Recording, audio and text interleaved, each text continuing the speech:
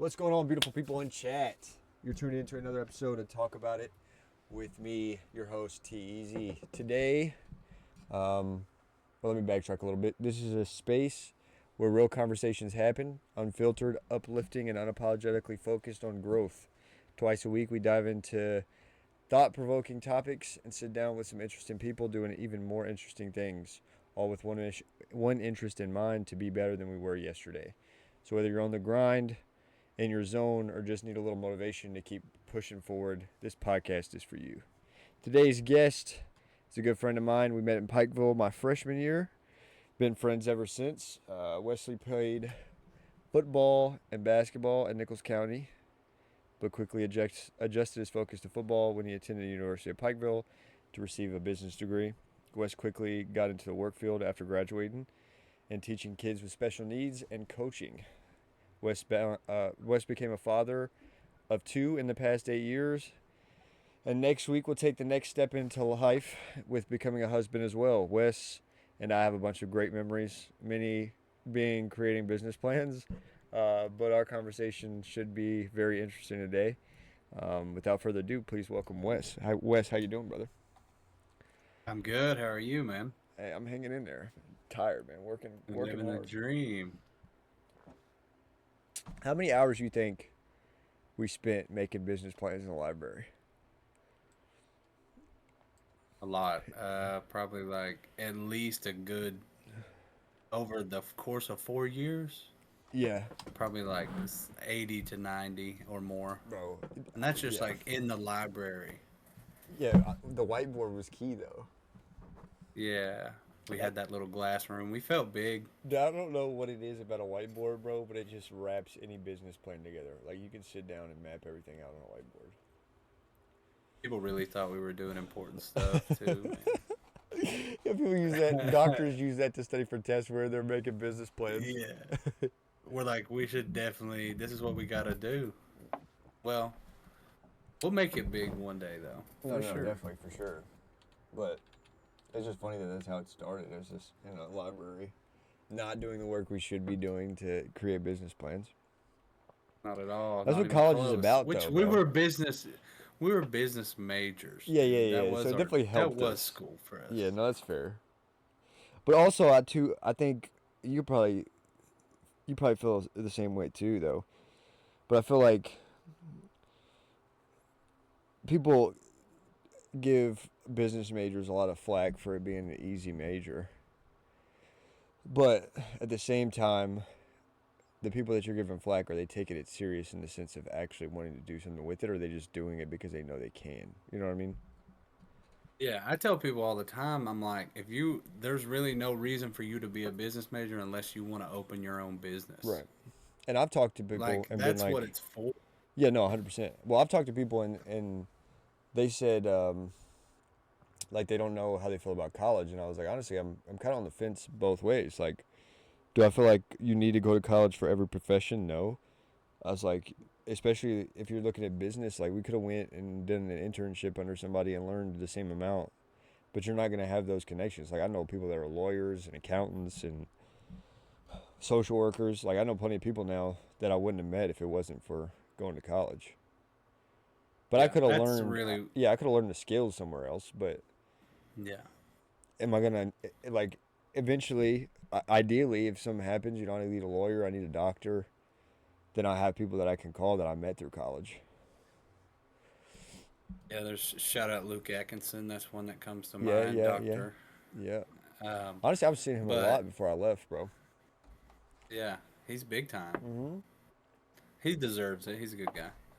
But yeah, I agree with you. Like, I don't know. I feel like, especially now, like my kids that I teach, I push Votech hard.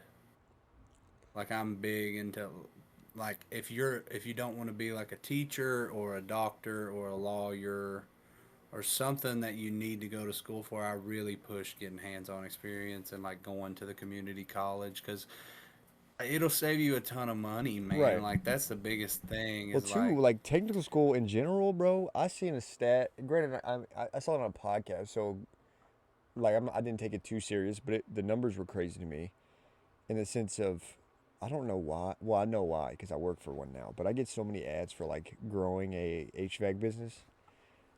But I saw a podcast and they were talking about like technicians in the trade field and like the lack of employees. And the number was like we need 55,000 um, plumbers for the next 50 years to make up for the deficit that we have. Yeah, that's crazy. That's insane. I'm pushing it hard, man, because I mean, see, I've always been torn on that because yeah, you're doing a job that's probably more physically demanding Right. and your body might break down a little quicker than someone who sits at a desk or you know what I mean or teaches kids, but you're making jack, dude. Yeah. Like you're making $20 an hour off rip. That's what, and I'm talking to guys that like my friends that didn't go to college, like buddies from high school, and they're like trying to figure out what they're doing, like serving, and they want to own a restaurant chain, and I'm like, bro, well, what are you doing? You like, I get it, like A lot. you don't want to like get into a field that you don't like, but at the same time, you want to make a certain amount of money, and that's gonna be so like a technician. I'd say average is probably like 25, like HVAC, probably 25 to 30 here, like in Kentucky. But A lot of money. right, but in Florida, it's 38 an hour.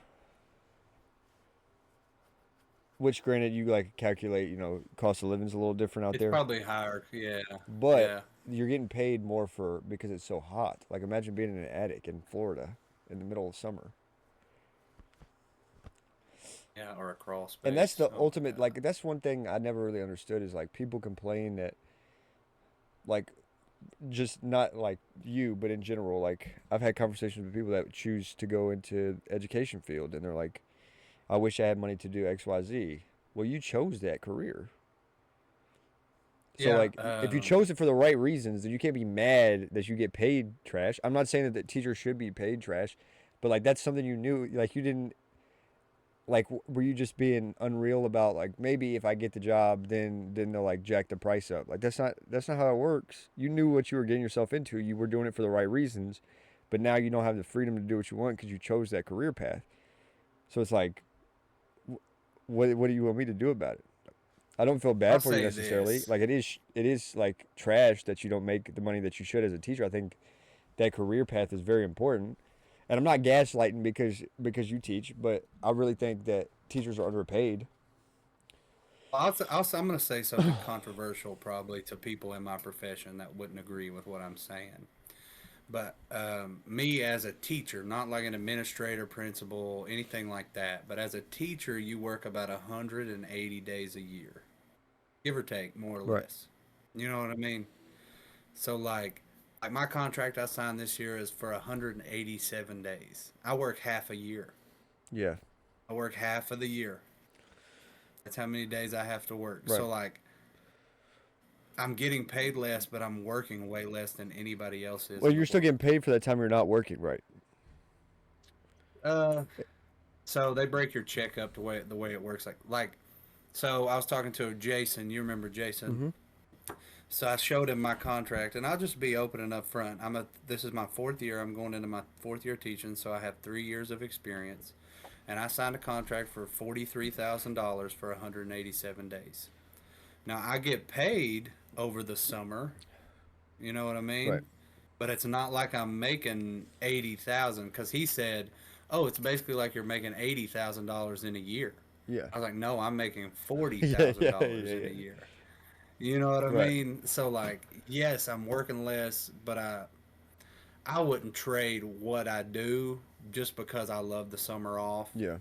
I love getting all holidays. Like you get 2 weeks for Christmas, you get a week for fall break, a week for spring break. You get here. There's a festival that goes on, so we get off Thursday, Friday, Saturday. Like Well, hillbilly obviously days, Saturday, like the Sunday. y'all's equivalent of Yeah, hillbilly days. yeah, yeah, Yeah, yeah. I It's called think the that's Black Gold yeah, Festival. yeah. I guess in a way, like a little resentment there, because like as soon as I got into careers, it was year round. Like even in All the higher time, dude. education, I was constantly doing something. So like, but also I'm the person that's like, I don't necessarily like taking days off, especially when I know that things are gonna fall on me if they're not done.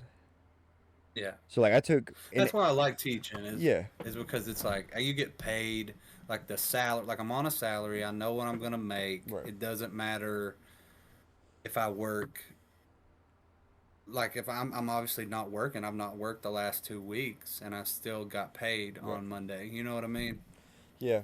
I think too like there's caveats to both. Like, it depends on the job. I think on like if you should take salary or hourly. Cause like Yeah. where I'm at right Yeah. now, granted, like I've been in the field a lot helping out, but at the same time, like I told Matt, I was like I don't need to make hourly pay. Like if there's 1 day or 2 days a week that I work more than you know 8 to 5, I don't want you to pay me overtime like a time and a half because I worked more than 45 hours. Like that's not fair to you. Well, and yeah, like his salary, I think makes you feel a little more stable, but Yeah. also like the complacency is there too. Yeah, but also at the Like, you same know what I'm time, saying? yeah, yeah. That's what I think. I think there's caveats to both because at U Pike, I kind of caught both. Towards the end of me being at U Pike, I was hourly, and they kind of had the conversation when they switched. When that federal law got passed, it was like 40,000 was a cutoff, so they switched everybody that was like below that to hourly, and they were like, "Hey, we know you're gonna have overtime hours," and they paid for it because there's no reason I should have been hourly, but Yeah. that's a job that is just too much work to be a salary job. Like it should have been hourly from the jump. Yeah. Well, I think like I mean, this is the only school district I've ever seen that I have to clock in and out. Right. Oh, that's weird. Um, yeah, I clock in and out every morning. Supposed to go from 7:45 to 3:15. But I don't. Do You you know what I do mean? I you probably think shouldn't say like that. I know there's a lot of kickback when it comes to like teacher salary. Excuse me. And people talk about um like incentive based pay for teachers that do well. How do you feel Oh, about like that? test scores and stuff. Well, yes, but like I feel like it should be more than that. You know what I mean? Like I feel like it should almost be a performance review, kind of like some. You know how like certain companies do performance reviews based on like customers and We like do. We do reviews every year. Our principal does like a review of us every year. yeah. But I get what you're saying. I In feel like more Florida, if you get parents like, like it should be parents like based off of what their kids. You know what I mean? yeah, Even if they trial ran it and tested it, because like I feel like if you have a bad relationship with the parent, it shouldn't hurt you. But at the same time, if you're doing a really good job and the kids love you and you you're should teaching them benefit something, you from should it. benefit from it. Because I feel like the test Yeah, score stuff doesn't really like that's not fair. You know what I mean? yeah. Because I then mean, because you could have a group of kids that's just super duper smart, or vice right, versa. right. You know what I mean? But at the same Yeah, time, like it doesn't necessarily equate. Like I'm a terrible test taker, yeah, so like how's that fair? If you get a class that's just really bad at taking tests, but you're a great teacher, you know that wouldn't really help you any. yeah. I like how the system's set up right now for teachers. I mean, you get a pay raise every year that you do it, or like every 5 years you get a pay raise, like $5,000 or more. So like potentially, if I stay in it, like I could almost pull up the pay scale. I look at it so much, but like, say I teach, I can retire when I'm 55.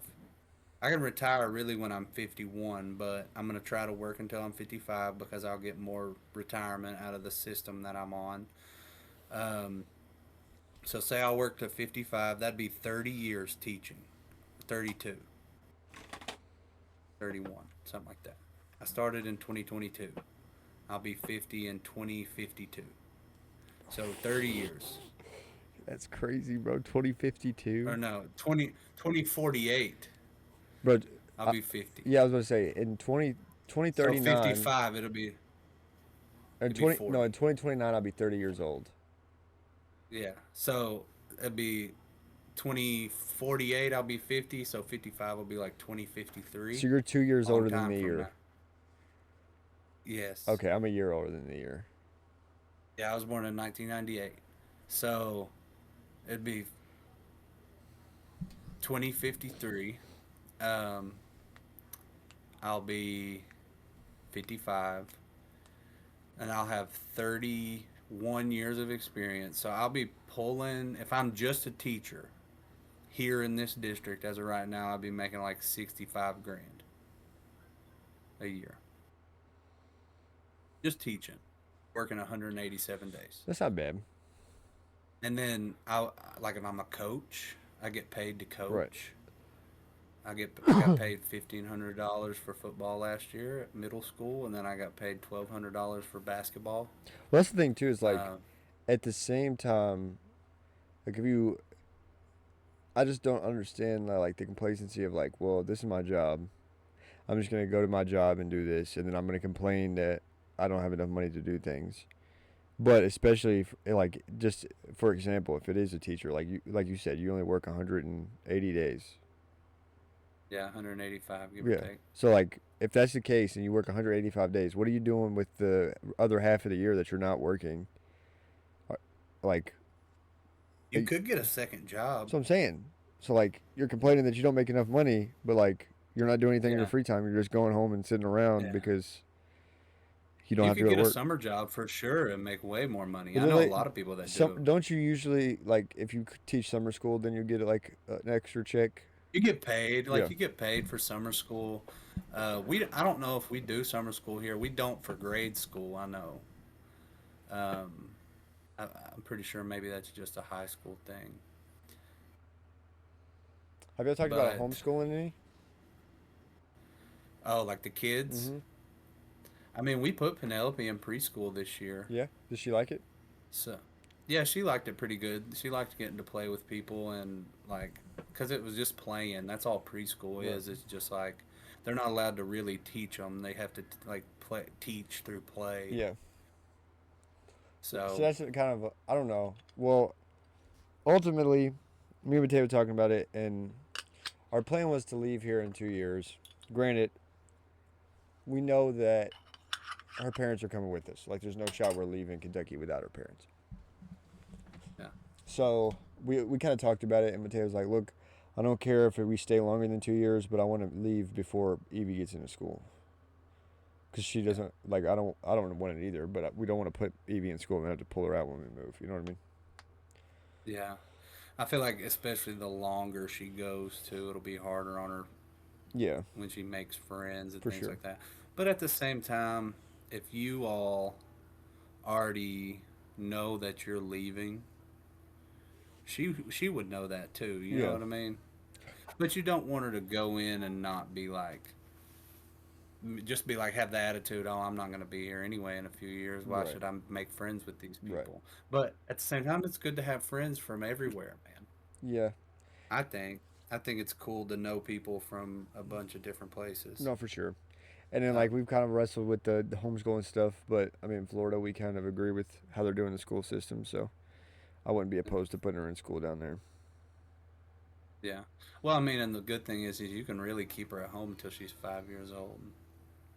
But also too, if our plans go correct, like if plans go, granted, I don't know, God knows more than I do, but if our plans go how we have them mapped out, by the time we get to Florida, then I'll be doing my own thing and I won't be going to a job every day.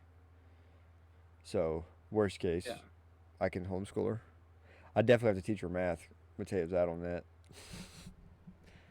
You well, math is probably like math. As long as she can read, dude, it's math is probably the most important thing. As long as you can read, Honestly, I'm just gonna put money signs in front of everything. just teach her that way. Well, see, that's when I went and got tested for ADD. They told me that I had it. This was in college. Like I'm in the master's program, Yeah. and they're like, "Yeah, you have ADD, and you also have a deficiency with numbers." And I was like, "I promise you, I don't." I was like, Promise you, I the know issue was money. not with numbers. The issue was that you were watching me take a test in front of you. That was the problem. Yeah. Which ADD I feel like is super common, dude. Well, And especially in men. ADHD. Yeah. Yeah, I feel like it's and younger kids too. I feel like it's so overdiagnosed. Well, the thing is, Like like, you can it's tell it's when it. undiagnosed in boys because they're considered rowdy and rambunctious. Yeah, It's just, oh, he's just a boy, and that's the thing. Like, my mom told me that all the time. Like, you don't have a problem. You just, you yeah, can focus on certain things that you like. You don't have it. And then when I got to college and I was talking to a therapist, he was like, "That's not how that works. You should go get tested."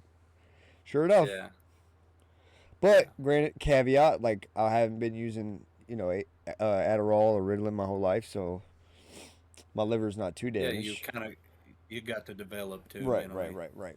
So I just kind of I got to a might have point to where go I get was my like, son. was he going crazy? Yeah, yeah, he is. Was it bedtime? He's fighting it. Yeah, he is. I'm gonna go see if I can fill his Okay. bottle All up, right. but I can talk and walk. Okay. I can hear him when I get close. So. Probably gonna knock her off.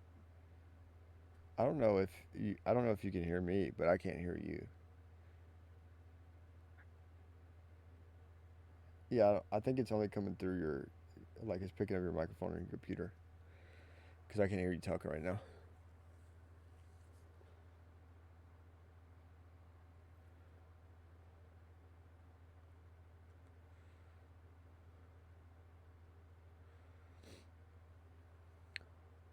Let me get this. I'm gonna get a game set up. Okay.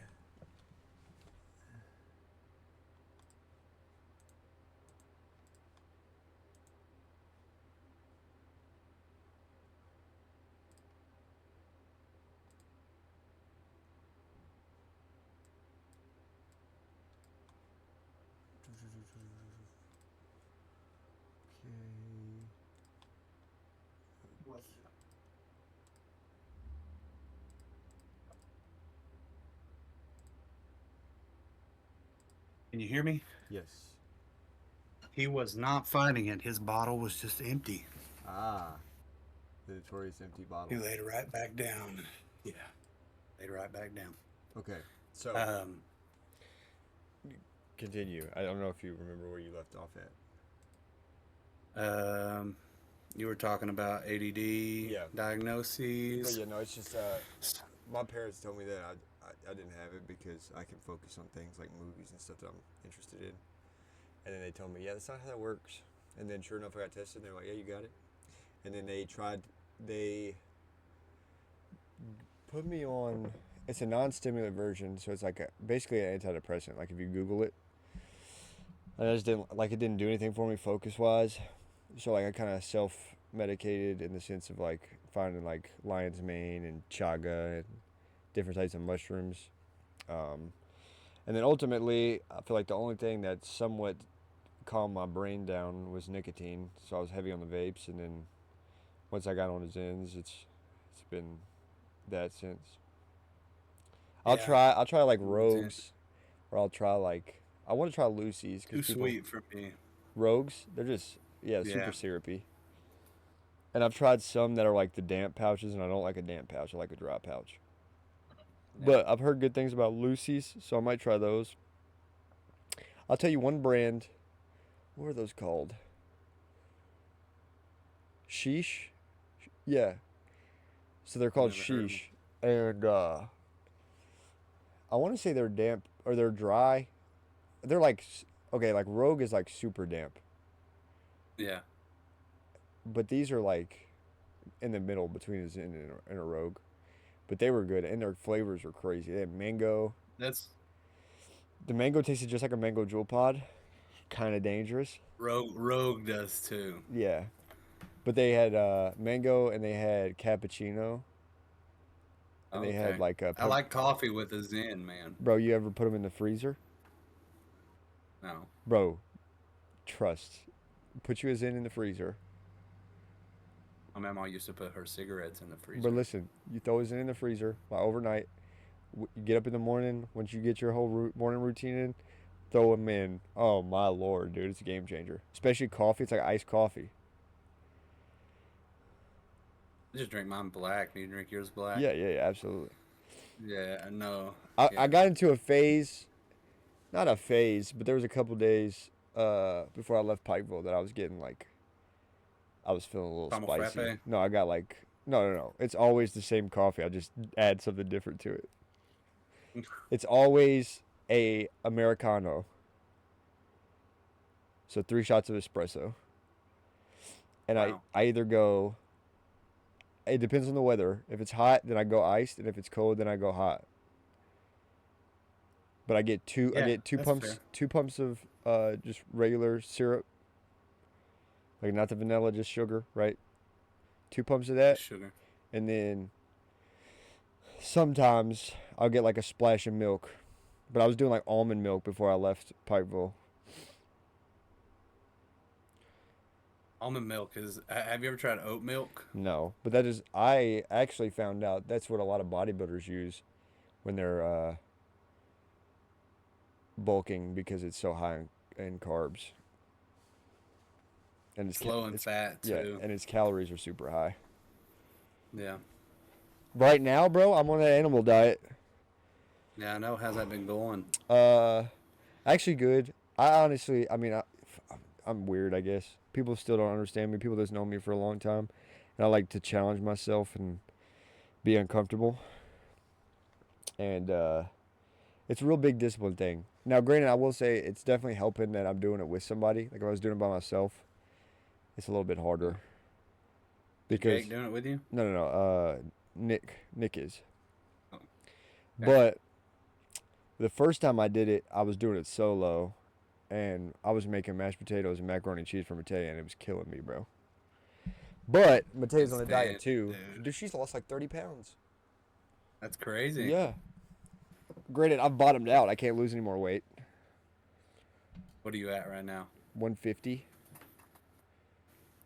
You gonna start lifting again? But I've been doing, so my goal was this month, I'm just doing a diet. Then we're doing it for 2 months. So the start of July, I'm going to get back in the gym and start pushing weight around. But ultimately, I knew off the first time, like going through ketosis and stuff, bro, it sucks. Like You feel miserable? like your body transitions how it processes energy. So like Yeah. right now, like you're eating, pastas or potatoes or whatever, your body relies on a carb to like give you your bursts of energy. Yeah. In the same way, like runners eat pasta before a run, Yeah. and then you'll be hungry in 30 minutes because it burns off the carbs so fast. So the first week to 2 weeks on this diet, your body's like you're dying.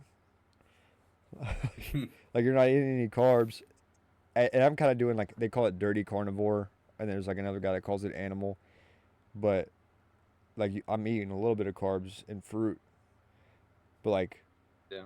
21 carbs is what's in a banana, and there's 45 in a cup of rice. So I mean, basically cutting all the carbs I have in half. But the first week, your body's like, "What is going on?" And then I'd say like 7, 8 day mark, your body's like, okay, and it switches from your body processing carbs as your main energy source to like your fat in your body. But like my energy You don't levels, have any fat though. well, so I probably was like 8, I'd say 8 to 10% body fat.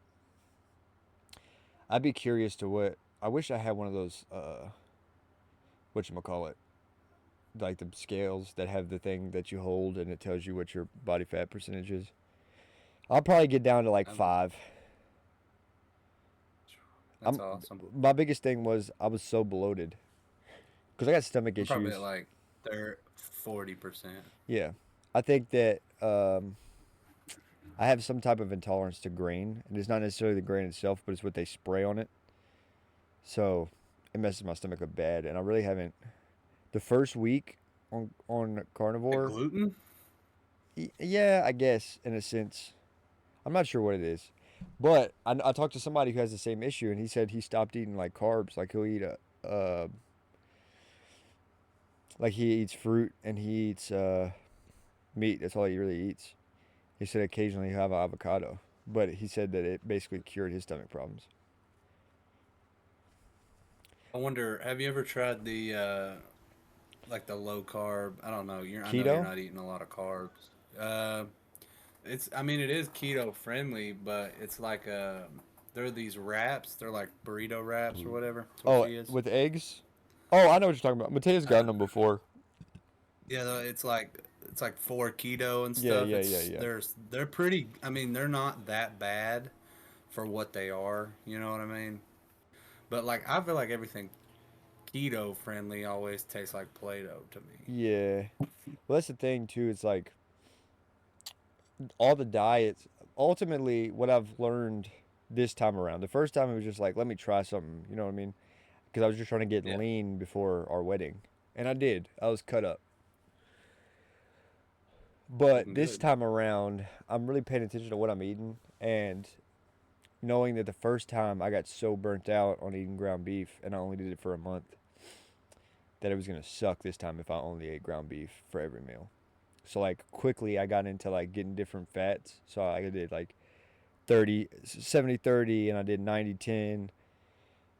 And then I got like 80, 20 frozen patties. Like I'm trying to like, Yeah. ultimately me and Nick's going to make a whole content piece out of it. It's going to be sick. But I've been messing around a lot with different recipes. I made chicken nuggets tonight. No, no, it's literally just chicken and cheese, like Parmesan Reggiano Hmm. with some milk. You dip them in the milk, dip them in the cheese. Dude, crispy, fire. I probably should have put them in the air fryer instead of the oven, but now I know. But just mess around with different recipes and like making things like pumpkin. That's a fruit. Not a lot of people think of it. It's not great by itself, but like on Dirty Carnivore, I can have maple syrup. I can have honey. Honestly, fat. Like I'm eating a lot of butter right now. Like I'm sure my saturated fat levels are off the roof. But another thing I've learned is that high cholesterol by itself is not a uh, what is like a terminal issue. Like it's when you Yeah. have high cholesterol with like on early onset diabetes or like heart disease or something that causes the bigger problems. Yeah. Yeah, that's why I had my high cholesterol, they checked all that stuff, bro. So that's what they're saying. They're They saying were that you like, have high cholesterol. There's nothing, no other. I'm not on any other medicine besides the cholesterol medicine, um, just to get it down. And I feel like it's probably down because I've been eating way better, Right. dude. And granted, like I know That's a lot of what people that. that are like freak athletes that are on that they go carnivore, and the doctor's like your saturated fat levels are so high, but they're like, tell me that I'm not healthy. Look at me. You can see every vein in my body. Like Yeah, I'm shredded. What are you talking about? yeah. Carnivore would be hard. Be Honestly, really bro, just go hard just to dirty me. carnivore, bro. Because ultimately, like I've been trying, but dude. There's no. It's so hard, especially where I'm at, bro, bro, to get the fruits I and promise stuff. you, I can map it out for you to make it really easy, and I can Well, work it. all I eat's chicken, bro. I'm not doing Right, red right, meat right, right, anymore. right. No, for sure. I will say though, you're kind of missing out. I have been introduced to this thing called beef bacon. Oh my lord! It's like Turkey imagine bacon. I can eat some turkey bacon. imagine like shaved ribeye. That's Yeah, basically what it is, and it crisp up like real bacon, and you can't tell the difference, bro. It's so cracked. probably better. No, I wouldn't say better. Like I don't pork. That's really the only pork that I eat year round.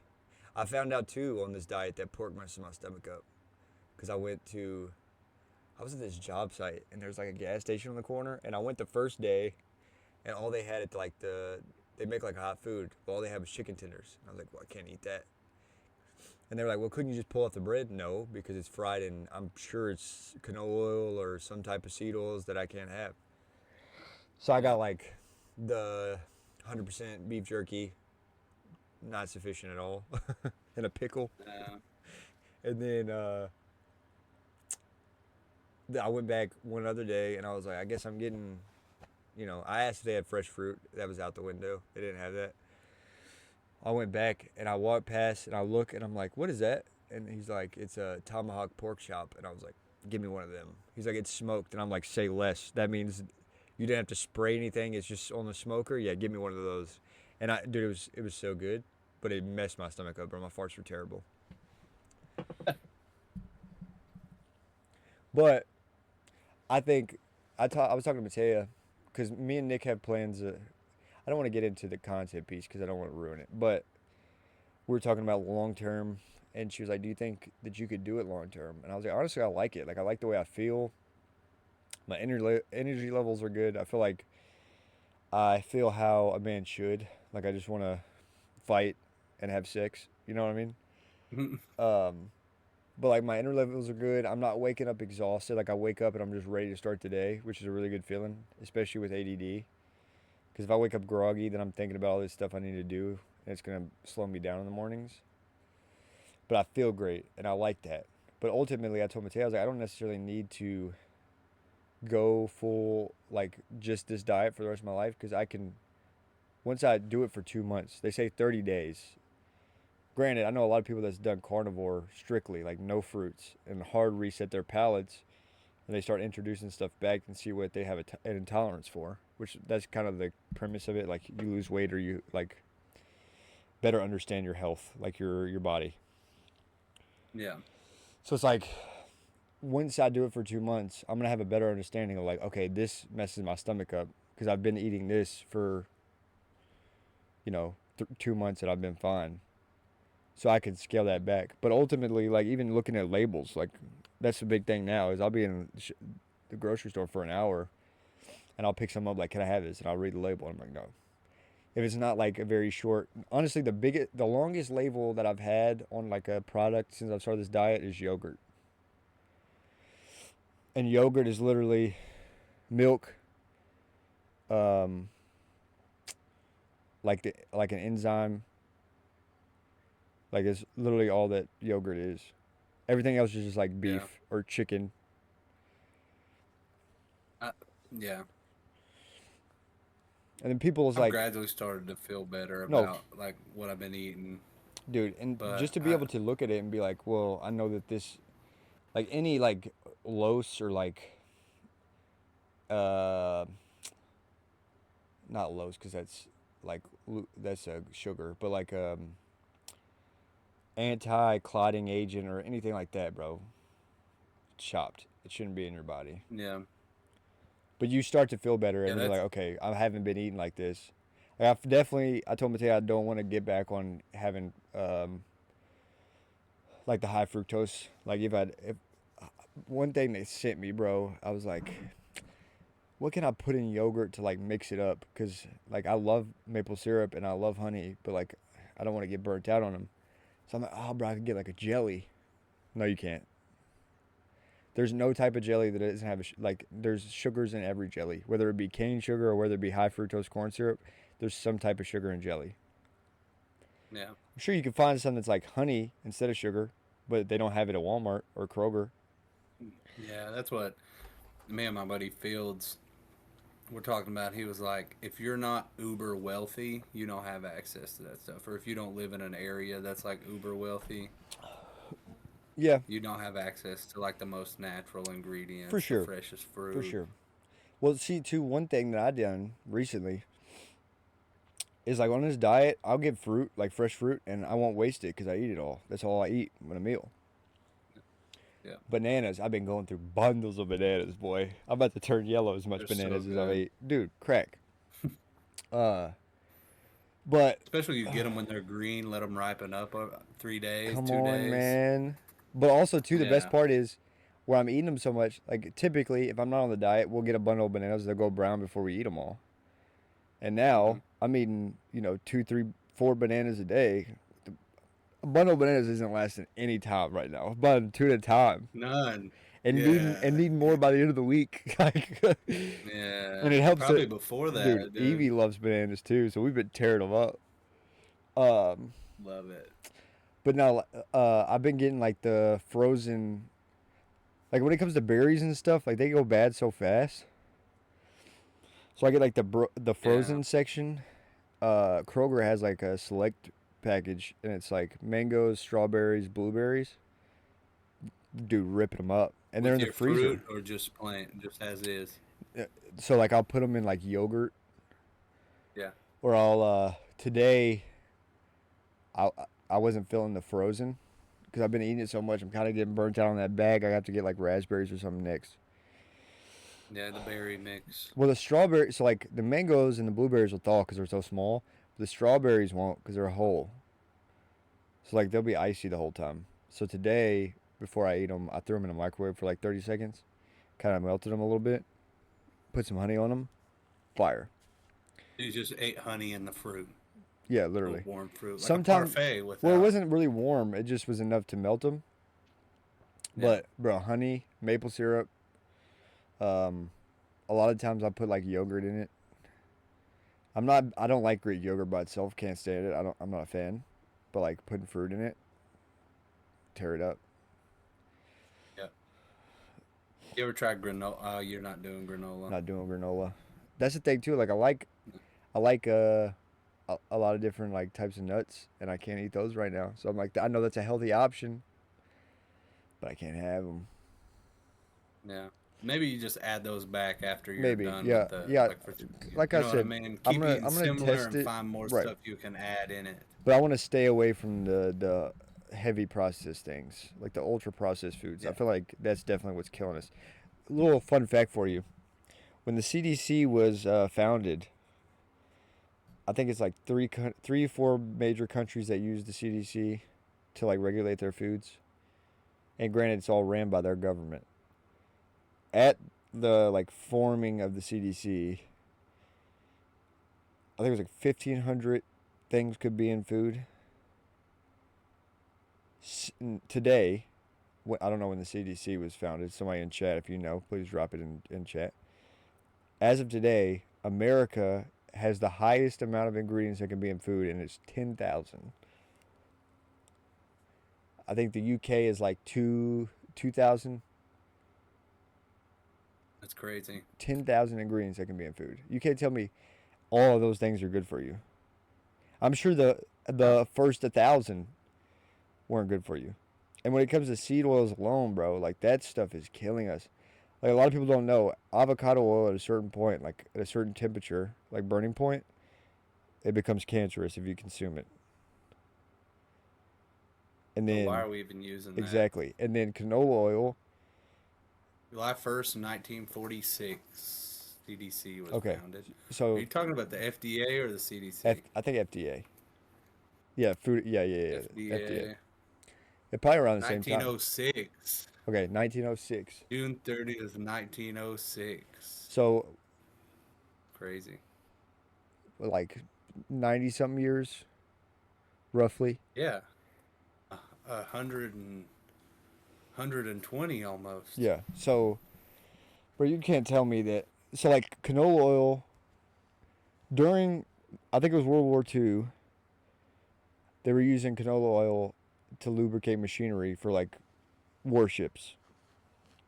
And the war broke out, and they were like, "Yo, we need to plant a whole bunch of canola seeds so we can have canola oil so that like our machinery doesn't jam." So they plant all these canola seed farms. Well, the war ends, and now we have all this canola oil, nothing to do with it.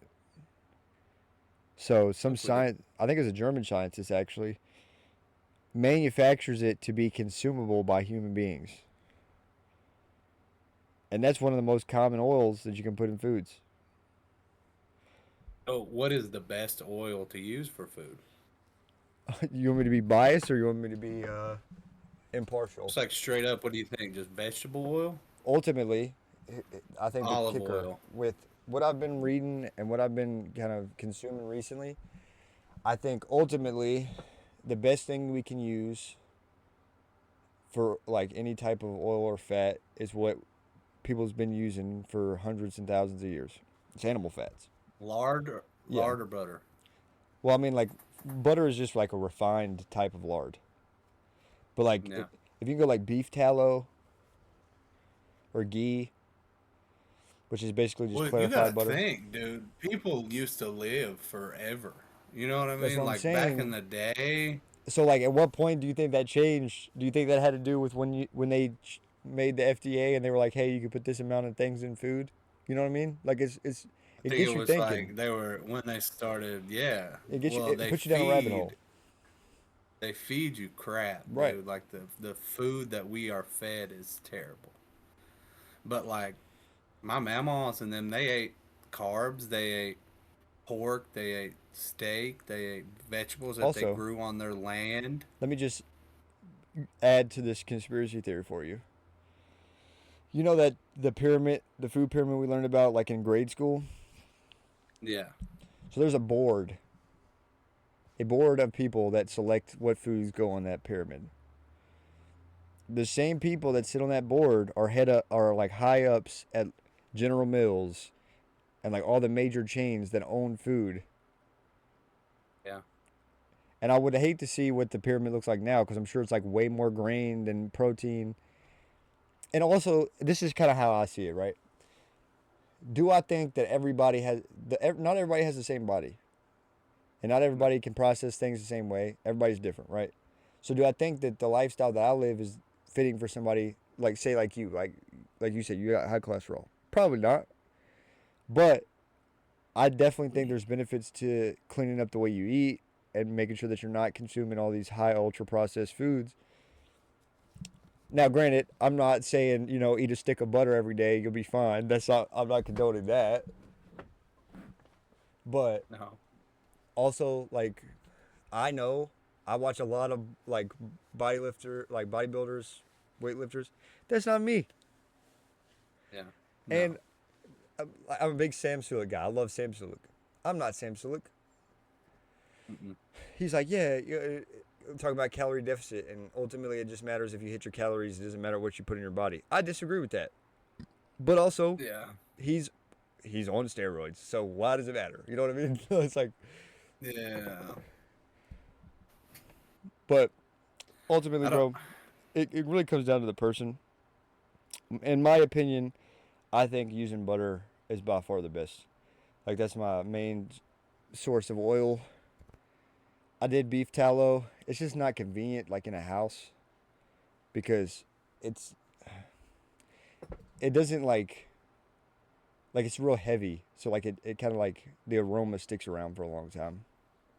Yeah. But like I wouldn't mind doing like a deep fried turkey and beef tallow outside, like for Thanksgiving. That would be fire. You should do that. I'm going to. There you are. But yeah, no, I think Do you honestly, have a big deep fryer like that? I'll buy one. What are you talking about? I think that it Oh, just comes down to the person. Ultimately, everybody's gonna be different. yeah. But I think definitely Well, cleaning up the way you eat isn't gonna hurt you. You know what I mean? no. And like you said, like some people need more carbs than Yeah. you do. You know But what I mean? even like when it comes to like, there's certain workarounds. Like even people in the weightlifting communities, like this is how you do this on a budget. You can get frozen chicken breasts that are literally just chicken for Just chicken. $15 for like a 3 pound bag. You know what I mean? Like Eight you pound. can, yeah, Yeah. you could do it a way that's affordable. And for me, Yeah. I eat beef. I can get a 10 pound roll of beef for $20. Yeah. I eat That'll about, last you what? uh, 2 weeks? so I eat about 3/4 a pound a meal if I'm doing beef. Yeah. So I mean, Are you cooking for the family or are you just cooking for yourself? potatoes and eat ground beef. Okay. So if I do beef, it's just me. Evie will eat a Yeah. little bit, but like she's a baby, so she's not eating crazy amount. Doesn't count. Yeah. So when I first did it, I there's like a calculator, and it'll tell you how much protein you need to consume and how much fats and how much carbs through fruit. And dude, I was like my goal weight was like 180. I'm like 170 at the time, like 165, 170. First 4 days, I lose 10 pounds, and I'm like, yo, what is going on? And I like look and read the fine print, and it's like this is for if you're trying to lose to this weight. So like they think I'm like Yeah. a 210 pound man trying to get to 190 pounds with like light exercise.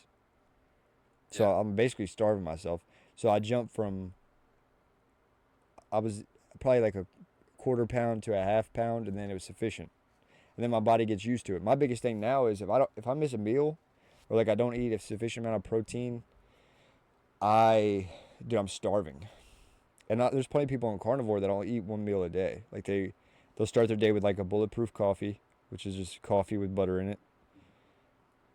The caffeine will Wow. yeah, death to you.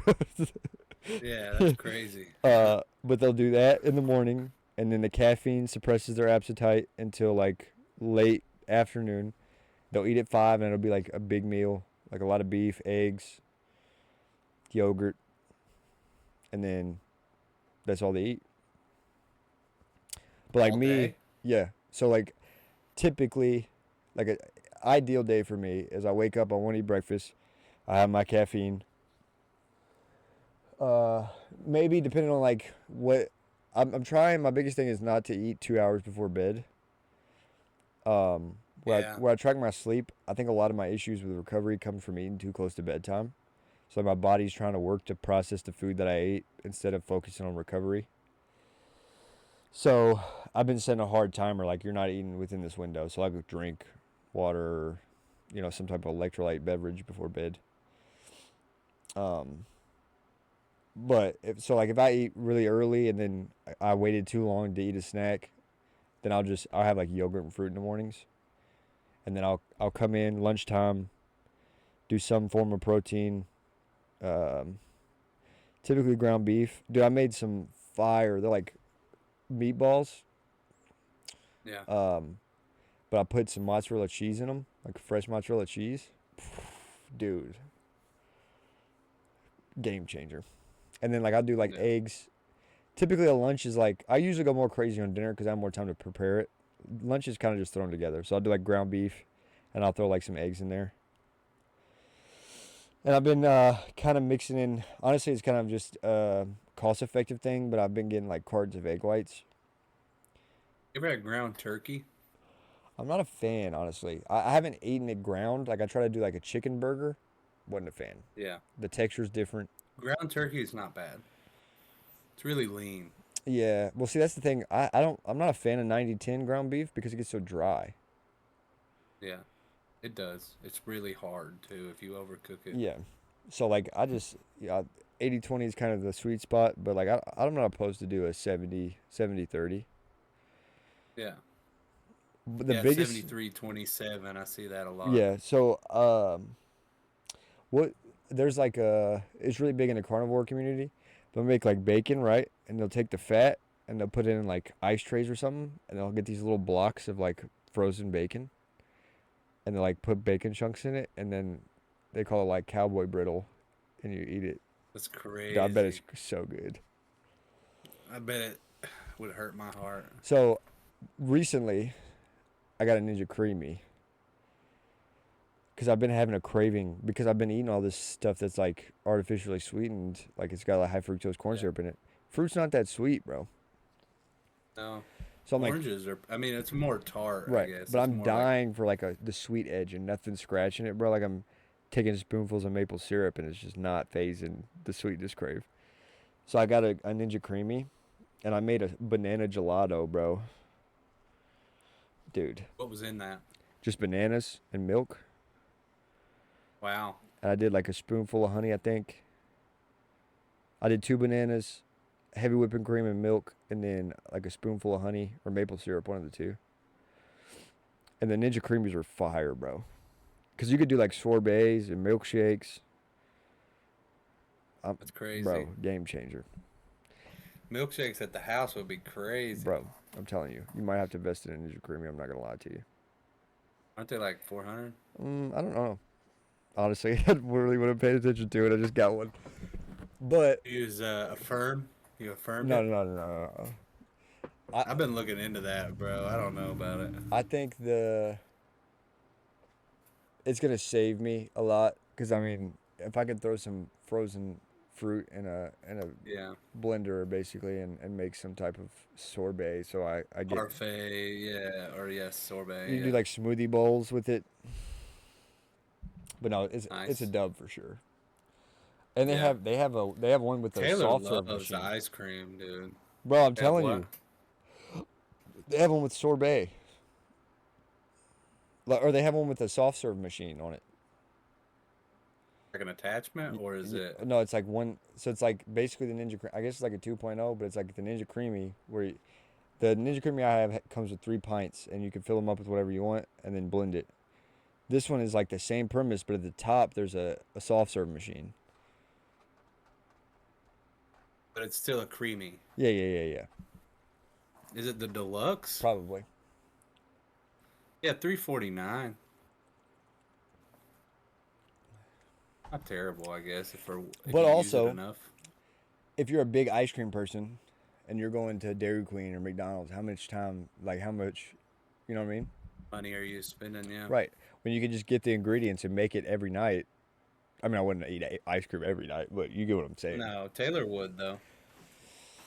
But you could She do would like use a Ninja you could Creamy. do different types of toppings and stuff on it. It's kind of a power play. Should have put that on the registry.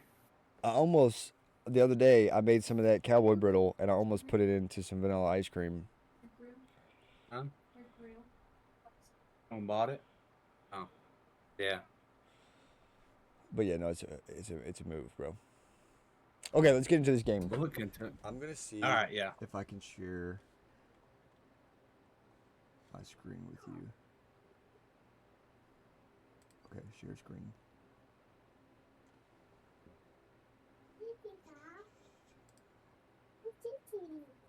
Yep, I can see your screen. Okay, you see that? Yep. Okay. Here's the thought that I had, right? We both partake in college football. Hey P, how are you? Hi. Hi. Okay, college football, guys. If you can't tell, Yes. we got to get all the scores or all the schools in each conference in 12 minutes. Okay. You think we can do it? Let's see. I can't see this. Yeah, I think we Okay, can do well, it. first things first. Okay. Might as well do this one too. There we go. I can see it. Okay. Yeah, Kentucky and Louisville. Yep. All right, North Carolina and South Carolina. Let's see if we can go by. Duke. Hold on. You want to go by conference? You want to go by ACC? Let's go by conference. Duke. Oh, that's Doke. That was one letter away from Clemson. being something really bad. Clemson. I wonder if they're going to count Notre Dame in the ACC. No, they're independent, but they should be on here. Unless they're no, because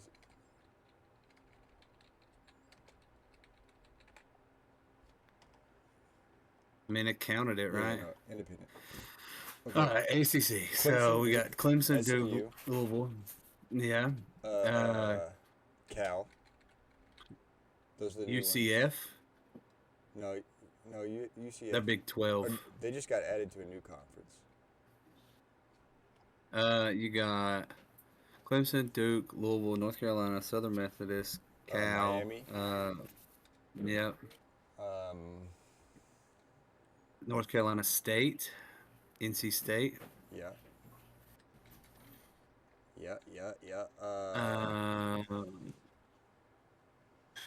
Pitt. Pittsburgh. I'm trying to think of the ones that we play every other year. Virginia Tech.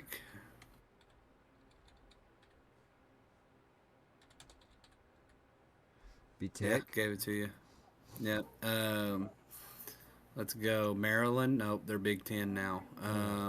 Bro, there's some that are on here that it's like a weird. That are new? Louisville. No, we got the new ones. SMU, SMU, Cal, and That's it right now. Who's the other one? There's one more, and it's in Texas. Stanford.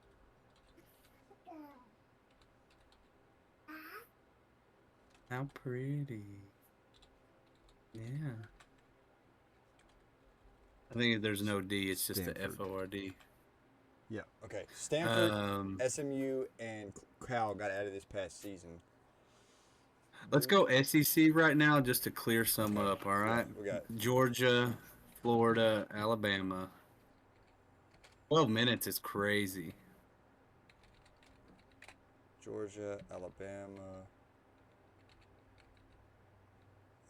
Florida. Oh, Florida State's in the ACC. Yeah, good call. Florida. FSU. You're spelling it right. I'm trying to think. We got LSU. You got Missouri, Texas, MIS, Mississippi, MISSU. Type in MIZZOU. See if that counts. No, it won't count it. I did that the first time. So it's MISORI. OU. MISOURI. Two All right, we'll S's. come back to it. We'll come back to it. We know it's in there though. All right. You got Alabama, Mississippi Georgia, State, Ole Mississippi Miss, State.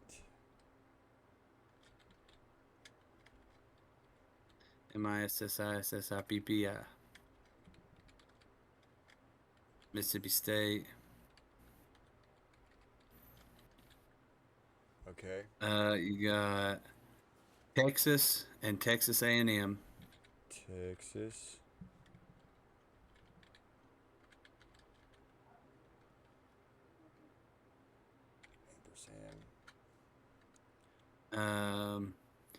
You got Arkansas. It's in alphabetical order, it looks like. Alabama, Arkansas. The only thing that came to my mind was Alabama, Arkansas. Arkansas. I do love football. Paul. Yep. Arkansas. Let's go. A, B, C, D, E, F, G. So it could be B, C, Boston College. Yeah. BCU. Or BYU is what I was thinking. That's not the same. Yeah. I just thought of it, so I put it in. Okay, hold on. Give me 2 seconds. Boston College, Cal, Clemson, Duke, Florida State, Louisville, Miami, North Carolina State, Pittsburgh, SMU, Stanford, Virginia Tech.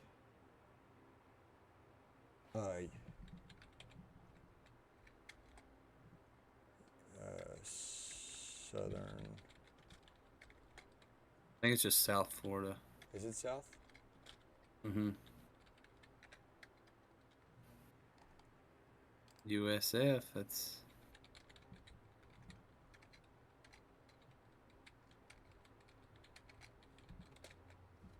Yeah.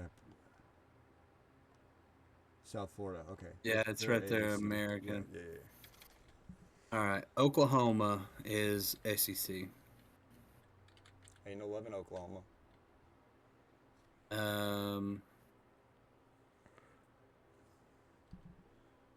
I'm trying to think bottom. Can we go Big Ten? Can we go Big Ten? Bro, yeah. What, just. Okay, Ohio State, Ohio State. Oh. Syracuse, yeah, facts. It has to be a Y or something if it's after B. Huh? I mean, ABC. I gotta go through the whole alphabet, bro. All right, let's just go.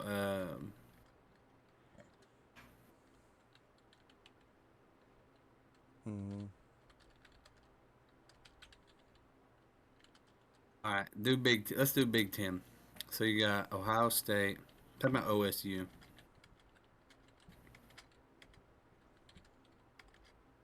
Nope, Ohio State. It counted Ohio. I'm not mad at it. Ohio State, Penn State, Maryland, Michigan, Michigan State, Washington,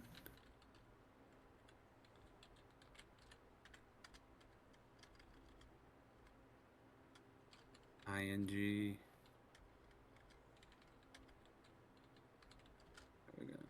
Oregon.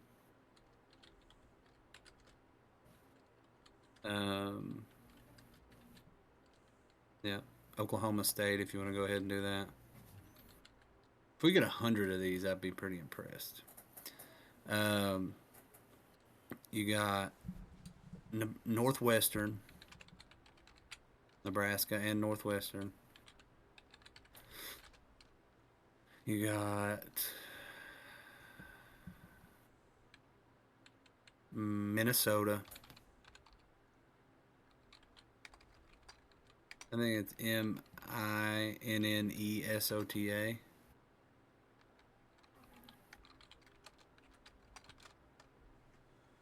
Um,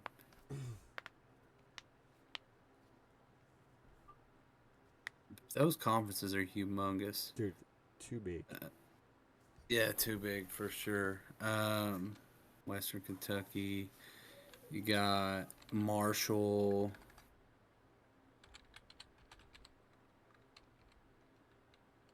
Um,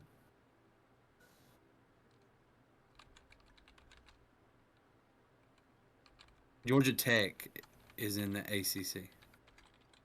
Indiana by itself. Did you already get that?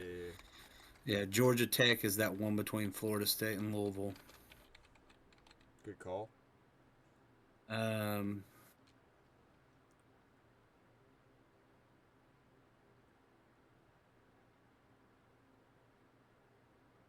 It's got to be a W in the ACC.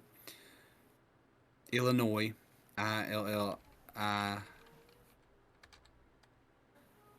think the O goes where it switched the N and the O. ILLINOUOIS. Yeah. What is the W, bro? It might not be W. It's gotta be. Washington State? Did they go ACC?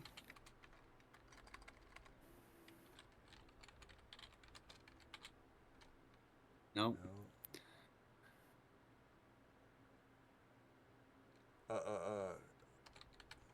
Coastal. I didn't spell that wrong. Pause that time before it stops, and let's try to do as many as we can. It won't let me. Oh no! All right, whatever. Let's start cooking them out. Yale. Nope. Nope. You got this. Kennesaw State.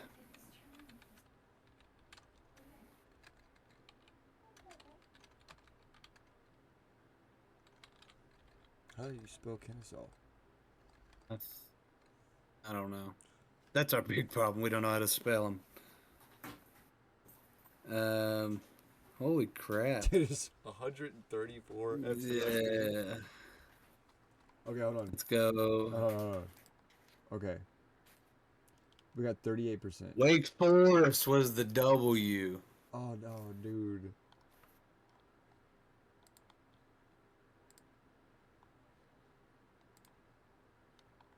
I didn't want to cheat. What was?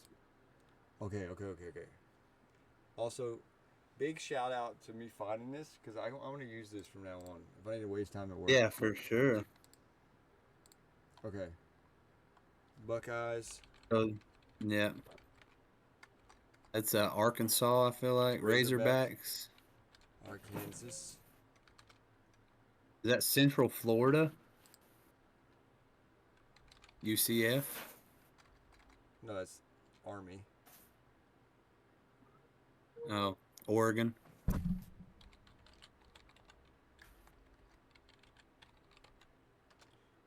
That looks like Georgia Tech.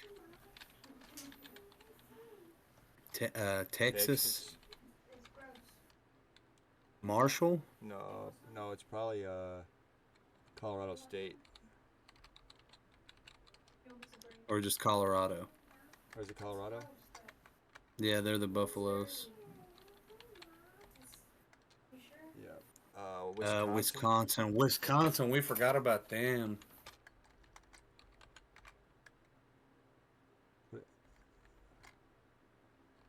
I can't see it.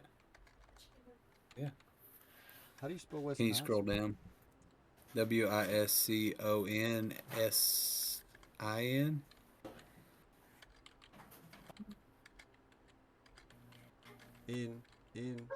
In. Yeah. Scroll down. I can't see. That might be Colorado State right there. Colorado State. Yeah. Florida. Is that Florida? West Virginia? That was another team. No. Is it UTEP? UTEP. UTEP?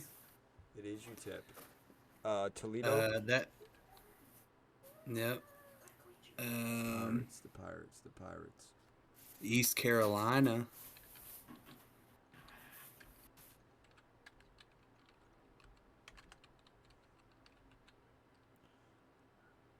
What is that, a Beaver? Oregon State?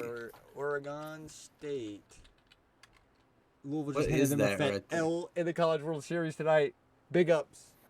That is TCU, brother. Horned Frog. And then... What's that down Is it a there? Red Sea? It's a Red Sea. Red Storm? What is that? That's St. John's. But it's football, right? It's not Red. It's not St. John's.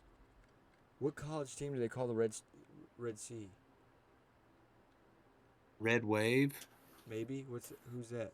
Tulane is a Green Wave. Bro, we got 15 or 16. We need this in 55 seconds, bro. Red Wave. Are you sure it's a C? Yeah. It's the ocean. I'm sure it's not Red Ocean. Texas Tech?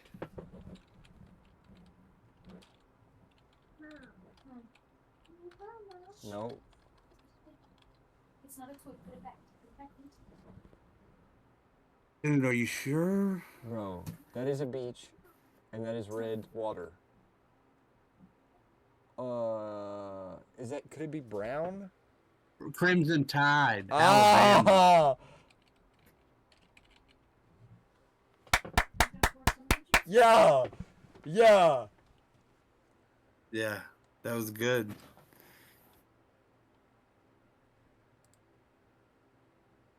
What is this? What do we do here? Unlocated. I'm gonna take a Stanford. So or the something. Oh, I have to do it in order? Nah, it's cooked. Yeah, We're not playing that game. Air Force. Oh no. Name the conference. Get out of here, ads. Okay. All right, and I got another one to play after What- this. Basketball. Big Ten.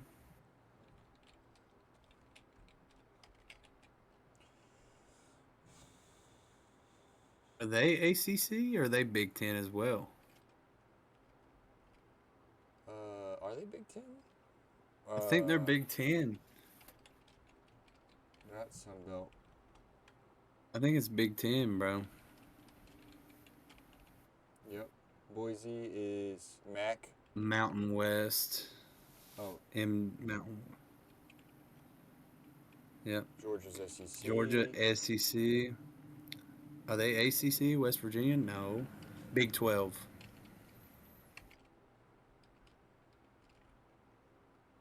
There's ACC. ACC. Baylor is Big 12.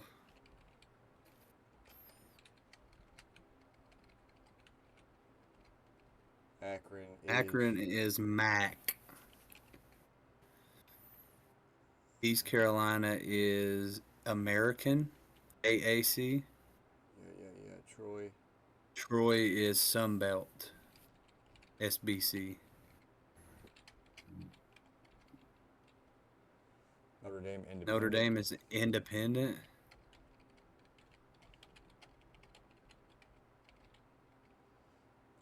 ACC. Virginia Tech ACC.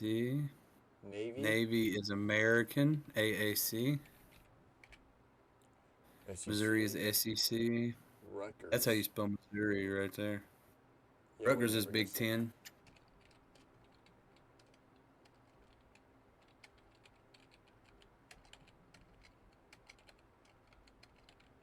Bro, in. Thank you. Wisconsin Big is Ten. Big Ten as well. Texas. Texas State. Oh, that's Texas. State. Sun Belt. SBC. No. Texas State. Try Sun Belt. Just type in Sun Belt. Yeah. Nevada. Mountain West. Stanford is ACC. Alabama is SEC.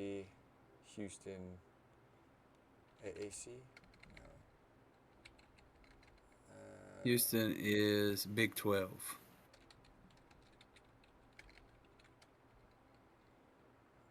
Western Michigan is MAC.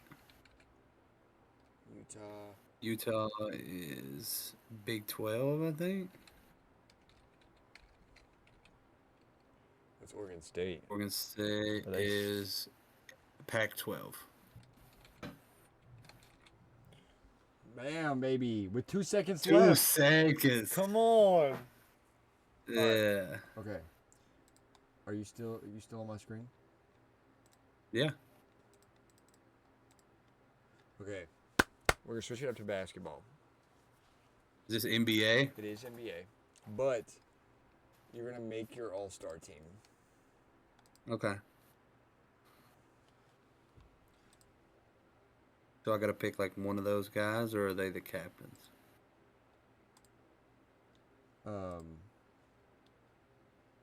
Yes. Well, I'll pick LeBron, I guess. If you want to be Curry, because I know you like Kobe better. No, it's not against each other. You're going to do it against the computer.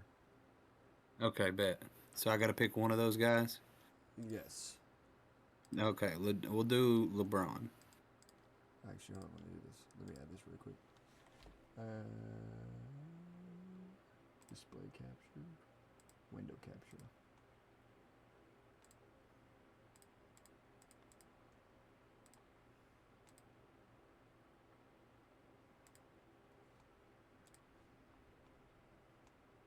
You hear me still?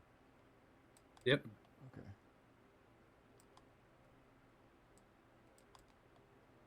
I just want to make sure that they can see what we got going on here. All right. So you said LeBron? Do LeBron, yeah. I don't know if these are old. I kind of ran through it earlier because I was curious. So All right, so this is my pick. Yeah, you do. Give me KD. All right. Not AD, KD. KD now. Okay, my bad. My bad. You're good. We'll do Kyrie down there. You need a 2. Yeah, Paul George will be it.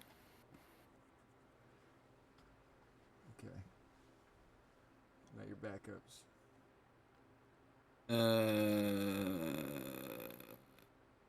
I like me Carl Anthony Towns down there at the bottom. Right.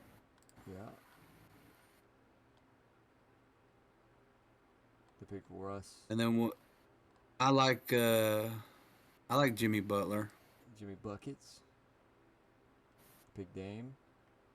I like the name too. Give me Klay Thompson right there.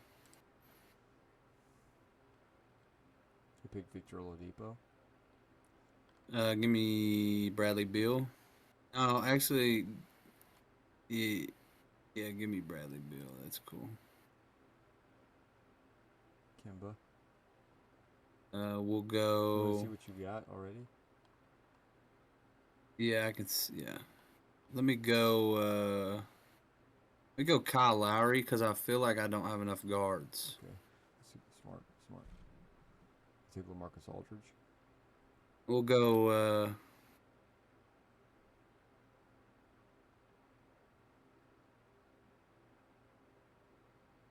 I'll go Andre Drummond. Yeah, and then give me Al Horford. Not a big Draymond guy? Not a big Draymond guy. All right. Which you want to do? Classic, so starters play a little more than the subs. In it to win it. Careful with It's those regular season. regular season. What's that say? It says in it to win it. Be careful with those starters. Starters play 30 minutes. Reserves Play 12 minutes. You got Little League 20 and 20. You got Classic I'll do All-Stars. classic. So 26 minutes and 15 minutes. Yeah. All right. Classic. It's going to tell you by Will you quarter. finish eating your Belmots? Thanks. Ooh. Ooh. Ooh. You sent Team Steph I with the L. too. 190 to 188. That's a crazy game. All right. I'm going to do this. I'm going to hide that. And then I'm going to go to this. I'm going to go pee really quick. And then I'm going to run an ad. So if you need to run to the bathroom, you can do it really quick. All right.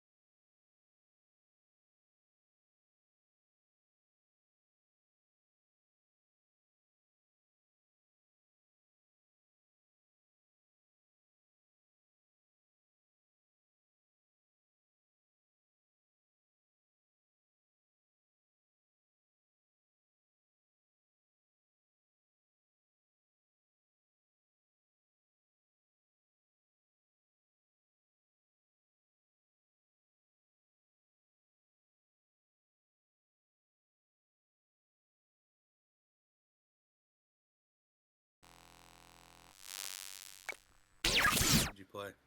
I got like a stack of like sponsors that I run. We're back, chat. I had a pee so bad. All right. Hopefully y'all like those games. I'm gonna start trying to implement it more. We're all in the process of getting better every day. That's what it's about. Hey, man. So let's big switch up here. We're gonna switch from playing games to talk about some heavy stuff. So starters to start this conversation. Happy Men's Mental Health Month.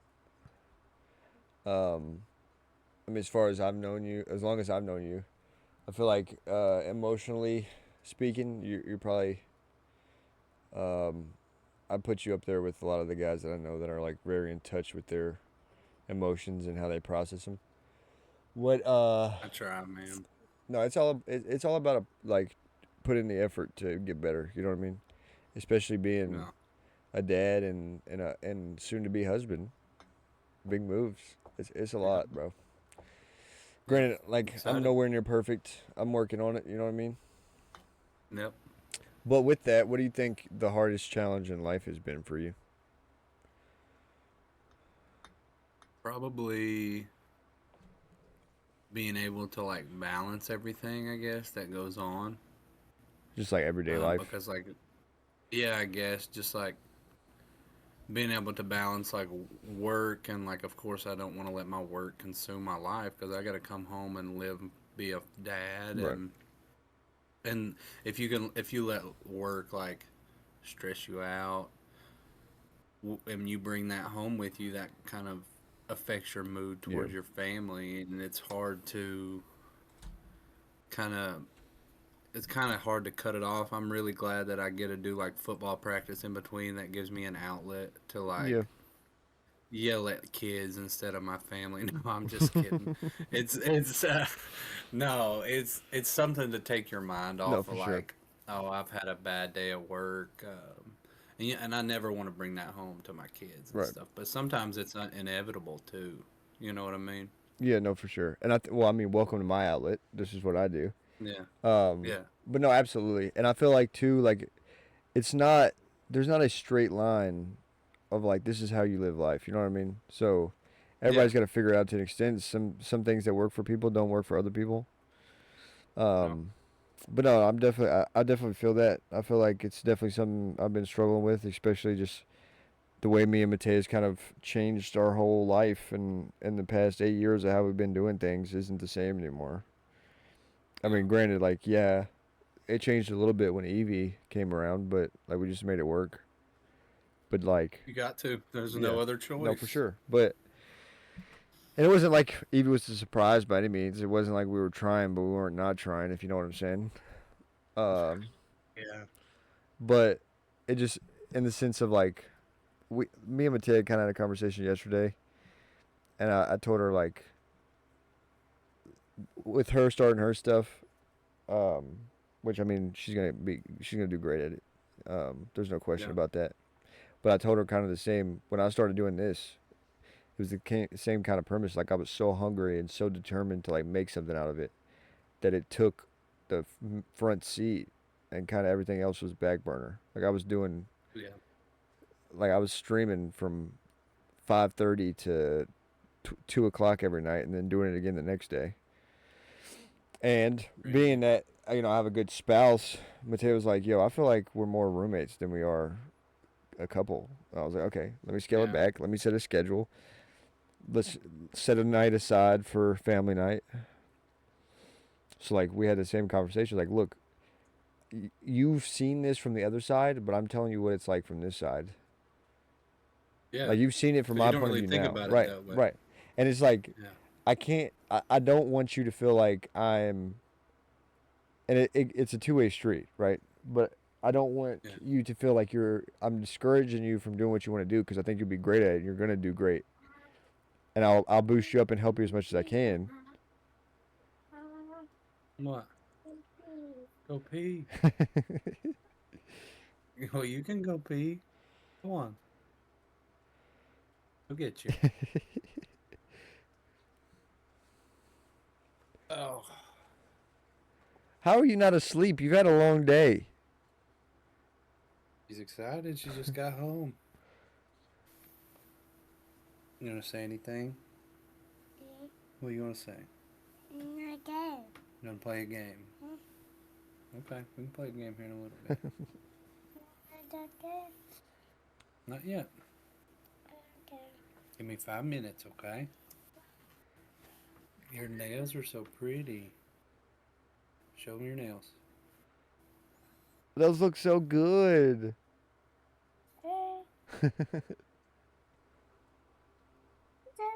Mm-hmm. But yeah, But it's like I don't want that's to. what it's about. Yeah, I don't though, want to man. discourage you from like pursuing what you want to do, because I know you'll be great at it and you'll do great. But I'm just kind of giving you the insight of like it's the same way that you felt that I'm feeling now. It's like you you're so focused on doing it and you want to do it good that you're gonna have to give like it's basically I gave her the business speech. Like if you the hell was that? You want to be good, like you want to do good in business. That comes with taking something away from what you do on a daily basis. So Yeah, like because you only have so much to right, give. and I mean like and you take that into consideration. Like there's only so much time in a day. Mm-hmm. So are you gonna wake up earlier to get stuff done before your actual day starts, or you're gonna stay up late? You know what I mean? But at the same time, you're taking some type of time away from something that you're doing on a daily Yeah. basis. And that's really the downside of business. It's like you want it to be successful. Okay, what are you willing to sacrifice? That's what I told her. What are you willing to sacrifice for this to be successful? Mhm. Because Well, and I ultimately, think she's got a good. You're in a great. Well, especially when you move, you'll be in a good area for that. right. But I mean, but it's good now because she has so many connections here. You know what I mean? yep, And yep. also, a lot of the people that showed interest, she doesn't even know. But it's like this is the basic business thing. It's going to come with sacrifice of something. So what are you willing to sacrifice? Are you willing to sacrifice your sanity in the sense of like you're going to be crazy about doing this one thing? That's an easy sacrifice. But the people that really mess up is like, are you willing to sacrifice time with your family? Are you willing to Hard. are you willing to sacrifice important memories with your kids? Because you hear it time and time again, these people that get into business and they're 20 years in, they're miserable because their kids are grown and they didn't see them grow up because they were so focused on work. Not that I think that's That's why her, I like. That's why I like teaching, bro. because then by the time your day's done, then you're right back to the kids. Well, and when the kids are in school, I'm on the same schedule as them. Right. But So also like, too, that's what the way I see it is. This goes full time like I want it to. I start stream at 7 a.m. I'm off by lunchtime, and then any other business I can do over the phone. I don't need to be there for it. You know what I mean? Pat McAfee style. Every couple of like every day, like once a week or something, I go out and go to my business, whatever, pop in. But I don't. If it's not important, don't call me. Yeah. But I don't think that's the case. I don't think she's gonna sacrifice family and stuff. I think it was just like it's been adjustment. It's I'm worn down mentally, and it's not like I'm in a low point. Ultimately, I kind of said it before we moved to Pikeville. If it wasn't for where I'm at spiritually, then I'd be a shell of a person right now. Yeah. Yeah, you're Um, doing good, man. Brother, I'm trying, but Yeah. just like in the sense of my physical body is so exhausted and I'm mentally drained, but spiritually, brother, I'm flying high. Because the way I see it is, I tell Mateo's dad all the time, is he gets so stressed out, and I'm like, bro, how blessed are we? How blessed are we to Yeah. have this stress? Like, how many people do you think Be want to? worried about this. Yeah, right. Like, how many people do you think want to run a business and they just never get into it, or they just stall and stall and stall, and then it's too late? You know what I mean? You have it, Yeah. and we're over here frustrated because one job didn't work. How blessed are we to even Yeah. be in this situation? You know what I mean? Yeah. And ultimately, kind of the same premise. Like, not saying like me and Mateo are on bad terms or we're fighting or anything, but like, how blessed are we to have the opportunity? Like, yeah, we have a hellion of a 1 year old. You know how many Yeah, people but want to they're have a supposed to kid? be. Right. But how many people do you think want to have kids and they just can't, or they never do? Yeah. Like, yeah, sometimes it's frustrating and it drives you up a wall. You just need to take a breath. Like, how blessed are we to have this opportunity? Yeah. That's kind of my outlook on life right now. It's just so kumbaya. A good way to live, man. But the stress free lifestyle is the way to go. Ultimately, I used to be so tight wound on like things need to go this way for me to be successful, and ultimately now it's like God's got me. Always. Yeah, Because I mean, Just believe in it. even if it's God doesn't want me to get into something and I don't get into it, He's got something else planned for me. Yeah, it'll always work out how it's supposed to, man. Like that's what, like, I think that, and like another thing, like you can't live in fear of stuff like that Right. because if it's supposed to happen, it will. Right. Ultimately, this is kind of too. I had a conversation with the guy, and he was like, "Well, if that's the case, and like the conversation was along the lines of, God's not the answer to everything," and I said, "I disagree," and that's fine. Like we can disagree. That's fine. I said, but I think I disagree, and he was like, "Well, if that's the case, then why are the most religious people that I know in poverty?" Ultimately, the way I see it is, God put you in a place for a reason to test you to see if you're gonna not test. I don't like the word test because I don't feel like God tests us.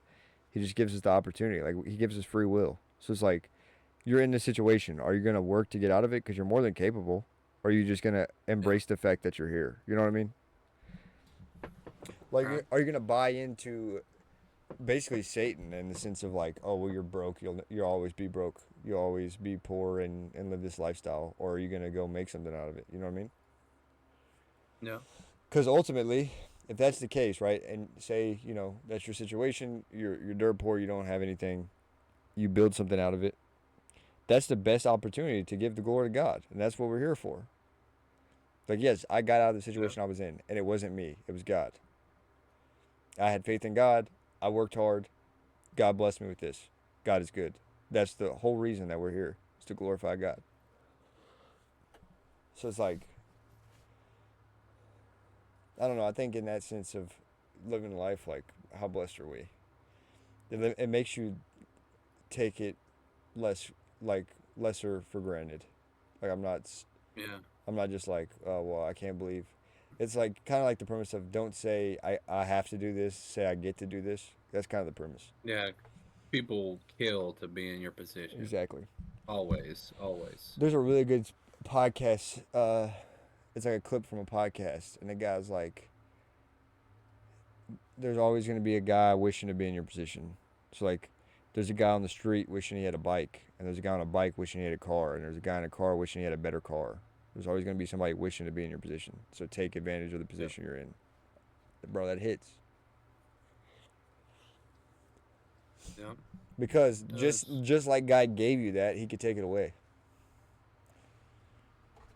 I think one of my favorite stories, bro, out of the Bible is Job. Do you hear that? Yeah. You do? I hear you. Oh, I don't hear anything.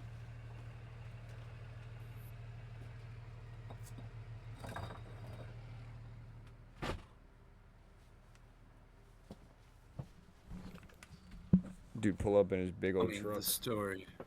Tell me for the sake of the listener. Oh, the story of Job? Yep.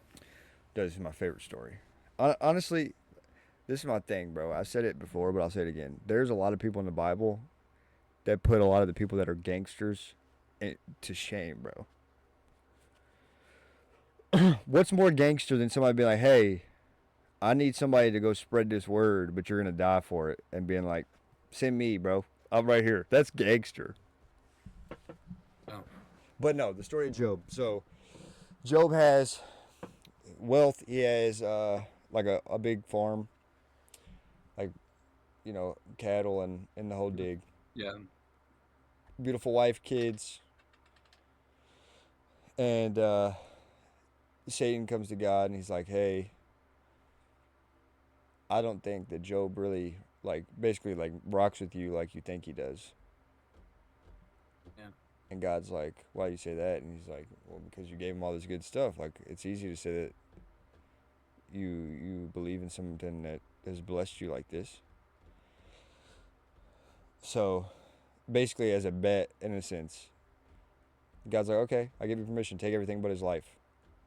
So, kill his cattle, kill his kids, kills his wife, makes him sick. And Job still granted, he's like not resentful, but he's in the sense of like, why me? Like, why are you doing this to me?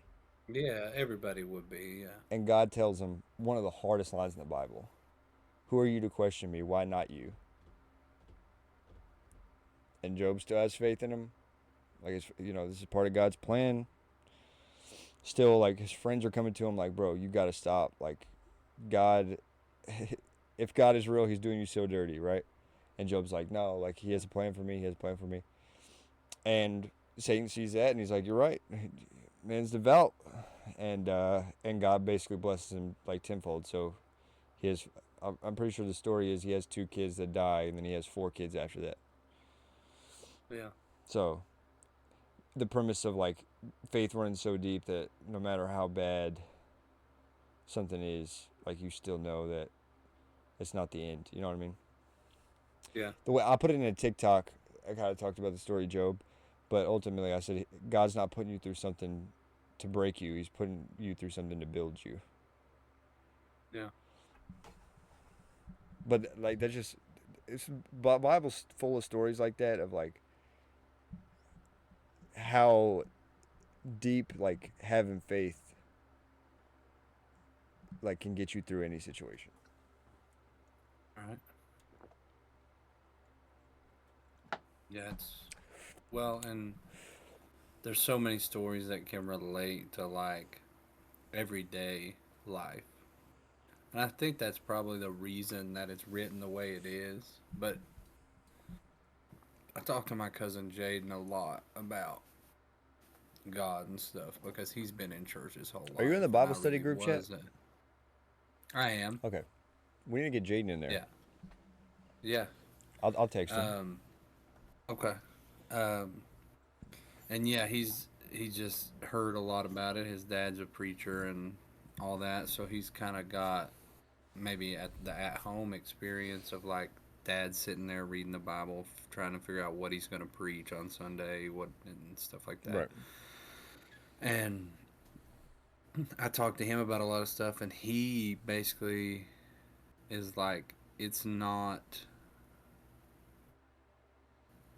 He's just like, it is what it is. You know what I mean? It's not anything to decipher. Yeah. You know, Well, I mean, like there's ultimately not a too, reason. it like the whole. I was big on like why, like why do things happen, They're trying to understand. Yeah, and who are and we that's to not what try it's to about. understand? Right. Like Yeah, you can't. right, because then in that sense is the argument of, well, if God's real, then why does this happen? Like why do bad things happen?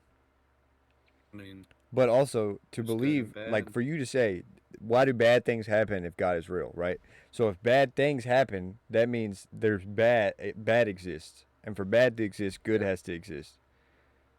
yeah, So there's like the kind of open shut there, right? Like if you're saying this yeah, thing is bad, then something good has to, but and where do you think yeah, good come because of from? God. Right. Yeah, yeah, But also, I seen somebody talking about like the same premise of like, well, if God's real, then why do like kids die of cancer and X, Y, Z? yeah, Because yeah, just because you don't believe in God doesn't mean God's not there. And at the same yeah, time, God gives us free will, which ultimately that's the you look at other religions and cross compare like Christian beliefs to like Buddhist or a Muslim in every other form of Bible, they say X, Y, and Z will get you into heaven. Like you have to do yeah, this to get to heaven. And Christianity is not like that. Christianity is like, look, you have already been stamped. Like Jesus died for you. Like you have a place here. It's a matter of if you're going to accept your place here. yeah. Which again, that's powerful stuff. Deep. Yeah. But like the concept of, um, have you seen The Chosen? Oh. So The Chosen is this really good series, and it's the actor that plays Jesus in Chosen for Easter went to the stairs that Jesus walked down the day he was crucified, and he's talking to this like like not scientist, but like a doctor in, you know, Christianity. Yeah. And he's like, they sit down the stairs, and he said it's pretty empowering when you think that when Jesus walked down these stairs knowing that he was going to die, he looked through time and saw us sitting here. It gives me cold chills thinking about it. Like, God looked into time and saw us at some point in time and was like, this is the person I'm dying for. Crazy stuff. Bro, crazy. Yeah. That means if Jesus is looking through time, he knows everything that's going to happen. He knows about technology before technology exists. And like this man, he's just like, yeah, okay, I'm dying for Weslee Neace.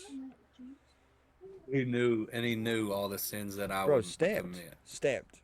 You know what I And mean? ultimately was like him saying, forgive them, Father, for they don't know what they did. Like, yes, he's talking about the people who crucified him, but at the same time, he's talking about every person in the existence of people. Sorry for their sins. I'm dying on the cross for their sins. Yeah. Like the ultimate. There's nothing more you can do. Die for somebody. That's the ultimate sacrifice. That's the ultimate show of love. And also, it's just really fascinating to me. Like, I look back on the growth of this platform and like everything I've done, and it started as like be better, like be better in this moment, be better in this game, do this, right? And now it's be better than you were yesterday. But that ties directly into faith.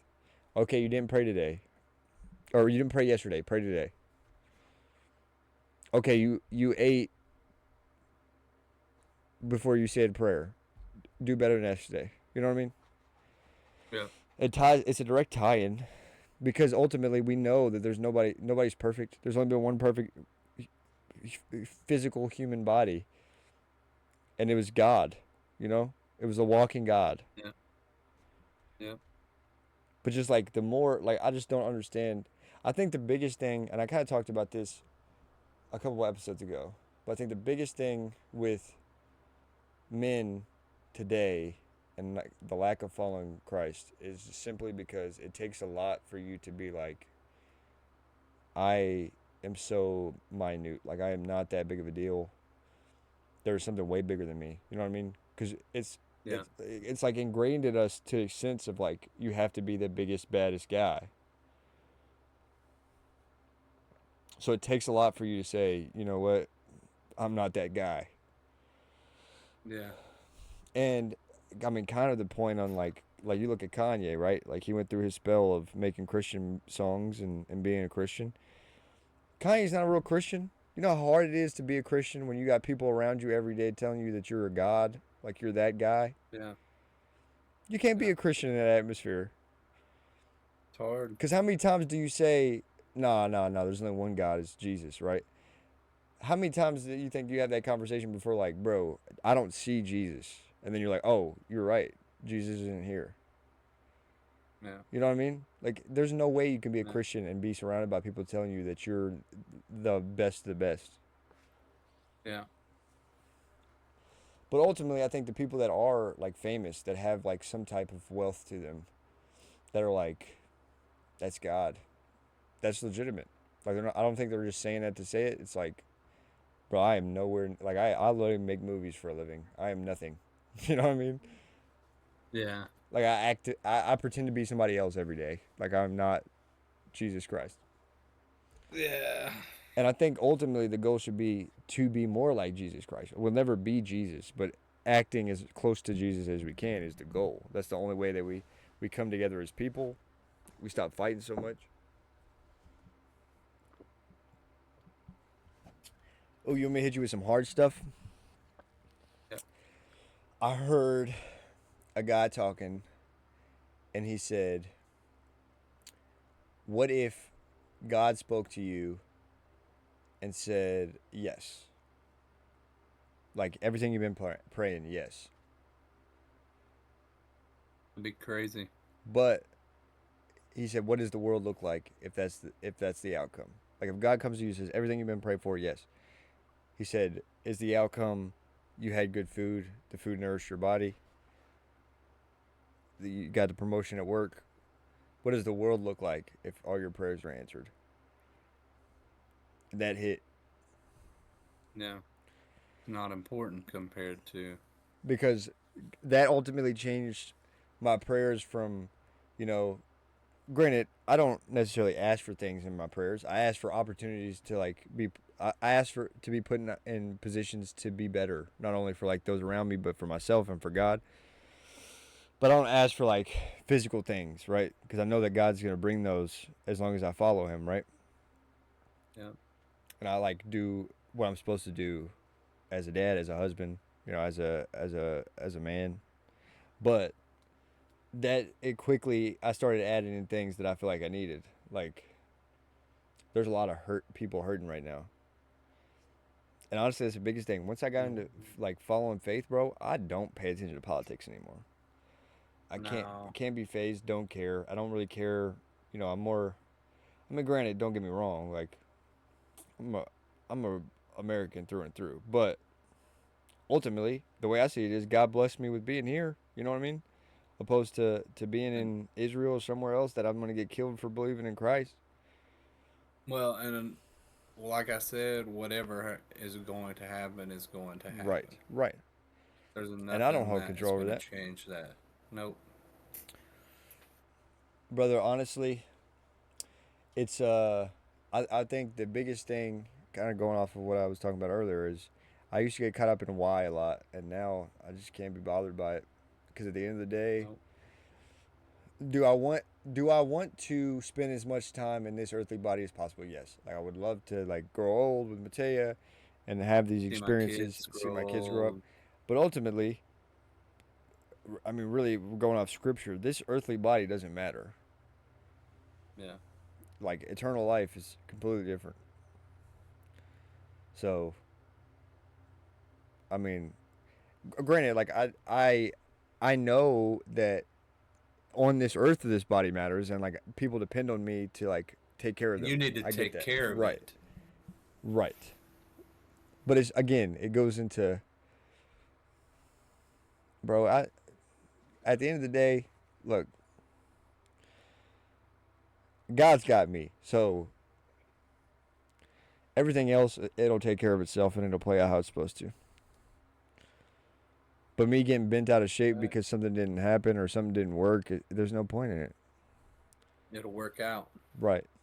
And I think the biggest thing is like if that's where you're at, like chat. If you're in chat and you feel like you're at a place where it's like this has to happen for me to get a promotion or be in a better mental status, that's not the case. Oh, You're I'm guilty of that you're too. at where you Bad. need to be. Yeah. What you feel like you're just like why isn't this happening, or like wanting Just like something to I happen need so this bad. to happen, or yeah, yeah. I need this to happen so I'll like my job better. Okay, but let's be 100% honest. I mean, granted, I feel like this is a lot of the issue, but with it being Men's Mental Health Month, if it comes down to it, and you lose your job, what are you gonna do? Go get another one. Literally. So it's like, and ultimately, I told Matea when we were in Pikeville, and she wanted to be a stay-at-home mom, and she was, I wouldn't say jealous, but she was envious of how much time I was spending with Evie, and Evie was like favoring me because we spend so much time together. Granted, Evie and Yeah. Mateo will always be inseparable because they're apart. Like literally, Mateo carried her for 9 months. Yeah. And there's days she'll be dad heavy, but as soon as it's time for bedtime, she's not running to me. And ultimately, I told Matea, if you want to be a stay-at-home mom, do it. I said, if that means I have to pick up another job and spend crazy hours working, I'll do it. If that's what you want to do, that's what I'll do. Because I think it's big, but there's like a statement like women will sacrifice their family for their happiness, but men will sacrifice their happiness for their family. And I 100% agree with that. I see my dad do it. But do I think it's healthy? No. But I feel like that, I mean, even if you're going off of like biblical standards, like that's your, If you have a family, that's your job. You you give the glory to God, and you take care of the people that depend on you. So like it's gonna suck, you know. Like I don't know what to tell. Like that's what I tell guys when we sit down for Easy Brother meetings. It's not, oh well, it's okay that you're going through that. It's not. It sucks. I'm sorry. How do we get through it? Sitting around complaining about it is not the solution to the problem. Yeah, because you still got to be in it tomorrow, whatever's Right. going on. Or you don't. Or you don't, I guess, but you got to find a way to get through it, I guess, is Yeah, what no, I'm for trying to sure. say. And that's ultimately what they. Now my delivery, a lot of people don't like because I don't sugarcoat stuff. I don't tell you what you want to hear. I'm gonna tell you what you need to hear. Yeah. You got a girlfriend that's at a D1 college and you're in Eastern Kentucky. Maybe she's cheating on you, especially when she's acting shady. Now, I'm not saying like she's definitely cheating on you, but you're saying okay, Chances are high. she goes to UK. I'm in Eastern Kentucky. We see each other once a month. She'll like tell me she's not with these people, and then I'll find out she's with these people. She's like studying Are you late at friend's stressing house, and I'm yourself like, out? brother, I get it. Like you have high hopes for this woman, but come on. Come on. And like I'll say like I'm not saying she is cheating on you, but it's a possibility. Like Yeah. Do you ever think about that? yeah. And he's like, no, I don't think she would. Okay, all right. Good. Well, as long as you trust her. And the best thing is, 'Cause I'm you're not the gonna tell one you that I has to told you be so. with If her. you come to me and tell me, I'm gonna be like, that sucks, brother. I'm sorry. What can I we do? hate that What do for you you. need to get through this? What can we do to you know? But it's just like, dude, that's so needed. I'll probably loop you into it when I get to a certain point too, because especially with you having a lot of summers off, I want to start Yeah. like summer camps and stuff for kids, especially like getting ready for college and getting ready for high school. That'd be I got a lot of nice. plans, bro. All, you know how I know my you do. my business is Yeah. all broken up into like once it hits this point, then I'm gonna start doing this. So So what are you gonna call the whole thing? It has to be one entity, right? I mean, there's already a name for it. Which is, It's just Easy Incorporated.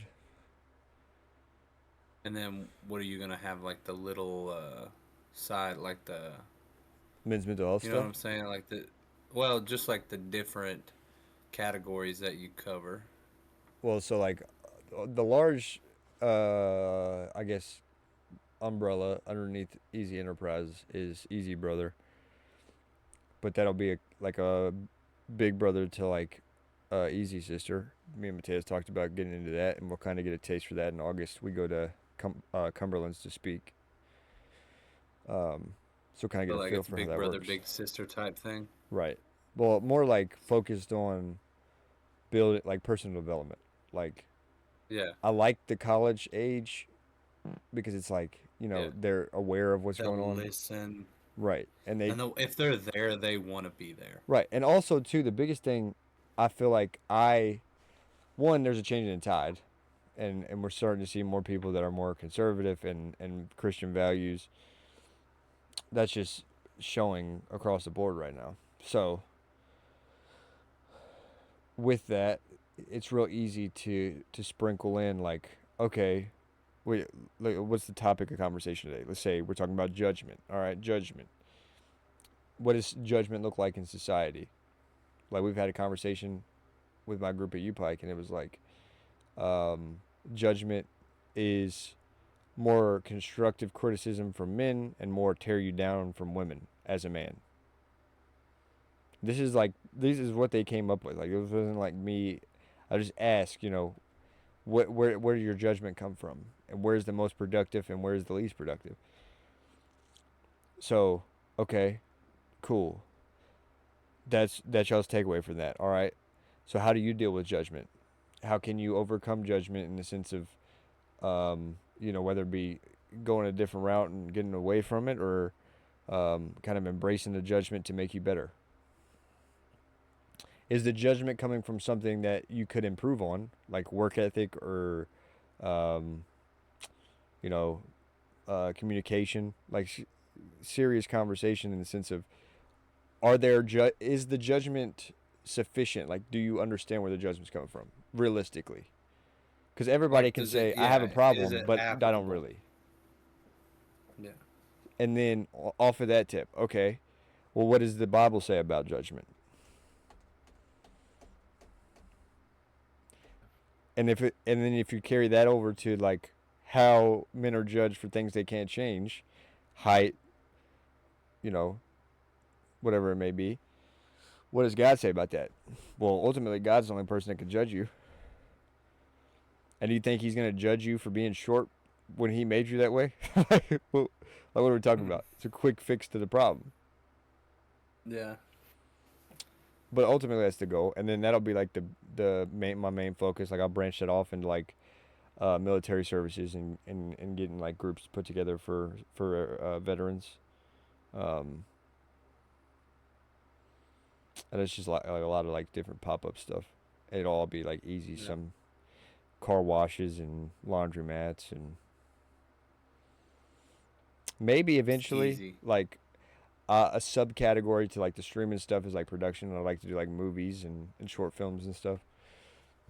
I almost ventured into that early, but like I said, Probably everything best to build before right. that. Yeah. Well, ultimately, everything has like a boiling point essentially. Like I know that once I get Easy Brother to a certain point, then I can expand it, and then once I get this to a certain point, then I can expand it. Yeah. But I'm not honestly, like I said, I'm not concerned about it. It's gonna work how it works. Ultimately, with the streaming stuff, it takes about 5 years average for people to like break into like the next level. So I'm a couple years off from that, but I'm just gonna keep doing what I do, and ultimately use my platform to kind of spread the gospel. You know what I mean? Yes, sir. And I know, I mean, it's with everything else. It's not everybody's cup of tea. I get that, and that's fine. Well, as long as you're being you, Right. it's just you. Right. You know what I mean? You're doing this at the end of the day. You're doing this for yourself. Yeah. Well, yes and no. I mean, no, you're not in like a selfish sense, but like this is what fulfills you. Yeah. Like, you know what I mean? No, for sure. Give me 2 seconds. You're good.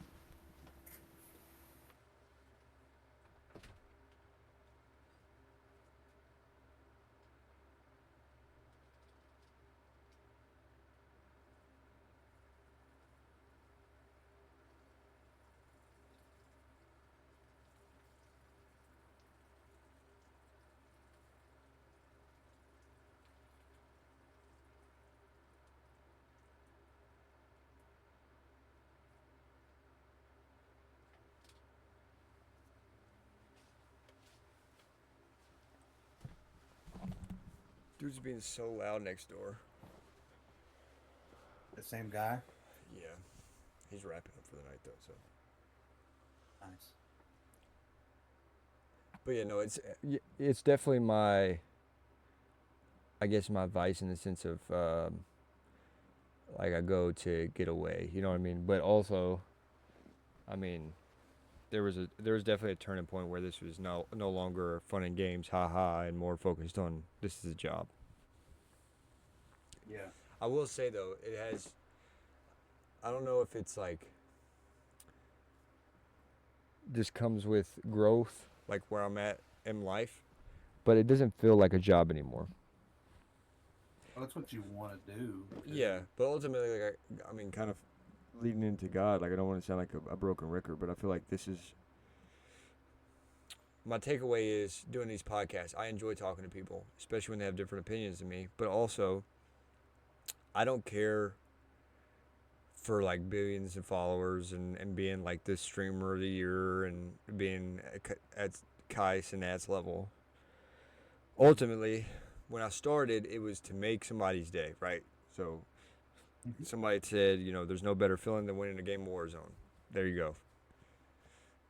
Boom, we start playing the game, Call of Duty, cool, you know, getting dubs for people that wouldn't get dubs without me.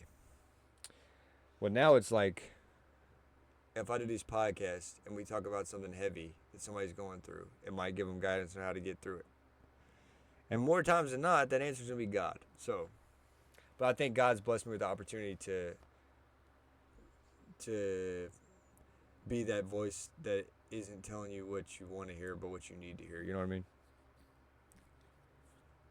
the way you are Yeah, and for a reason. I think that is. I mean, I take that in everything I do. Ultimately, it gets a lot of my delivery. A lot of times, it doesn't hurt me career wise, because ultimately, it goes into the sense of like if I get fired, I'm just gonna find another job, right? I don't really have another option. But, I mean, relationship wise, I'm sure you can attest to it. 9 times out of 10, you don't say the wrong thing; you say it the wrong way. So. That's real. Yeah. And that's ultimately the thing. It's like I told a kid, 19 years old. I was like, "Well, did you have a conversation?" Yeah. Well, how did you say it? And he's like, "What do you mean?" I was like, "The way you say it matters." I said, "It might not matter to you because logically, I mean, not logically, but as men, we're very logical thinkers. So if you say, 'Hey, this is the thing,' we're going to be like, 'Okay, how do I fix that?' But in reality, women don't always need a solution to a problem. They just need to tell you about it. You know what I mean?" Yep. 100%. And granted, I mean, me and Matea, we don't fight, Yeah. but we've gotten into deep conversation about how that's not, what she needs all the time. She just needs to vent and me to listen and be like, "I'm sorry." Because ultimately, About to a lot get of times, dead here, brother. okay, we can wrap up. I'm gonna plug up. Or Okay, you wanna? no, you're You can good. plug up. All right, Yeah. but yeah, no, I think a lot of times Matea's like me giving her an answer is not the answer she wants. You know what I mean? Like, "Oh, this girl treated you bad. Okay, we'll stop being friends with her." That's not what she wants to hear. She wants me to be like, "Oh, I'm sorry, baby. That's crappy. Let me, you want a hug?" Yeah, we don't really think like that, so. No, 100%, 100%. But also, imagine how boring the world would be if that's how we thought about, or like how like, I don't know, boring is not the word. How like bland and uneventful the world would be if everybody thought the same way. You know what I mean? Yeah. Probably why we don't, I'd say. I mean, yeah. I mean, granted, going off the Bible, I mean, it's kind of the premise. It's funny that me and Matea kind of have this set concept of like how we're gonna be a family that was very conservative based without me being a man of Christ, and it was Yeah. planned out before. Like it was very much kind of the same way I grew up. Like we went to church until I was about 6, and we stopped going, and then it was like, I went to church with my grandma and stuff, but it wasn't like I was wrapped up in it. Like I believed. Yeah. And then I hit that Oh phase. yeah, I've always believed Yeah. in God. Well, see, and I don't think I didn't believe. I just had too many questions. Like that phase of like from, until this year. I say from March of 2025 to 2014, it was just more like I had too many questions and couldn't fathom like why the world worked the way it did. I felt like there was always something there, like a higher power of some sort, but I Yeah. couldn't say that's Yeah. God. But it was the same premise. Like my dad taught me values that were deeply rooted in like, I wouldn't say deeply rooted in like Christian values, but like they were right on par with Christian values. This is how you treat a woman. This is how you take care of your family. This is, this is how you do things as a man. And it just so happened that me and Matea made the same plans, and I'm not following Jesus. And then here we are, living a very conservative life. I'm taking care of her and Evie, but also empowering her to do things she wants to do. Because I don't want her to be that mom that's like, "Well, I could have done this, but we had kids." You know what I mean? Yeah. And if that means I have to take time away from doing things that I want to do to make sure that you have time to do what you need to do, then by all means. I can't go golf today. That's fine, baby. Go do what you need to do. I'll watch Evie. That's what I'm at the point, because like we don't have really anybody to watch the kids, so I mean, I'm getting to the point where I might have to let go of coaching football. You know what I mean? Because Taylor's been working so much, and the fall is like busy Yeah, season. yeah. You know, Well, and that's too. so Like Matea's picking up on her business, but it's busy season for me right now. yeah, Everybody needs an AC right now, no doubt. so it's a I don't struggle. And I know. knew it was going to be a little bit. Like I knew it was going to be adjustment, um, like transitioning from. I mean, money is not really not a concern. Like I know that I make enough to make sure everything's taken care of, but just like the mental strain. Yeah, What? Let me ask you this: hard. what do you think? I don't want to say fears. That's what I wrote down. I said fears of married life. But like, what concerns do you have? Like, you have concerns? I worry about, um, I guess, I don't know. I, it's not really anything like commitment. Like, I'm not scared of the commitment of it. I mean, I'm yeah, I would not. think not. You've been doing it for how long now? Yeah, we've been together for like 6 years. We got 2 kids, and it's just, I don't know. I'm not really worried. I'm more so worried that she gets, because I'm not the best. Like you said, I'm not the best at expressing Yeah. what I'm trying to Right. say, and I worry that she's gonna get, I guess, to the point, because like you can't leave once you're. I feel like my mom and dad got divorced, and like once you're married, man, you got to figure out how to work it out. Ultimately. I mean, the way And I me and worry Matea that say it all the time, and I think it scares people, but there's only one way out of this, and it's toe tags. That's it. body bags. You're tired of me? Take a nap. I'll talk to you when you wake up. Yeah, yeah. And that's, I think we both understand that, but I worry that like I might take advantage of that too and not watch what I say, I I get what guess. you're saying. And like I don't want to, I want us to be successful. You know what I mean? I think ultimately Marriage wise. it comes down to like you have a good awareness of like what your weak parts are. But I think Yeah. we're very similar in the sense of like we don't like being completely comfortable. You know what I mean?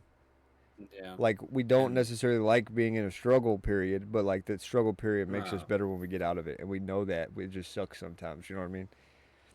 yeah. So I think that comes with. I don't necessarily want you to steal my idea, but I'll give you insight on what me and Matea's doing to improve that. Um, we were supposed to start last year, but with Pikeville and everything, it didn't really work out. But our plan is every year on our anniversary, we're gonna take a trip. It doesn't have to be crazy. But we're gonna take a Yeah, trip, just somewhere. just me and Matea. Well, we're gonna celebrate our family anniversary. So like our anniversary day, that's the like our family was founded on this day. So it's gonna be like a birthday. Was that Evie? Is that her birthday? Is that when you No, no, no. celebrate That's that that's or on our anniversary. okay. Uh, but on the either the month or surrounding months of our anniversary, we're gonna take a trip, and we call it the Johnson Summit. And we go, and it's a business trip. We talk about us. We talk about what we're struggling with, what we can improve on, kind of like what we have improved on, and we talk like business. Like this is what I'm doing with work. This is what my plans are for extracurriculars, stream, wedding planning. Um, and it's a full blown one full day of just business. What can we do to improve? What do we need to do better? What's been lacking? This is how I feel right now. And then after that, it's a vacation. We get a day or Yeah, two of just relaxing. that's cool. And That'd like be I cool. said, it's not gonna be crazy. I mean, this year it's gonna be driving distance.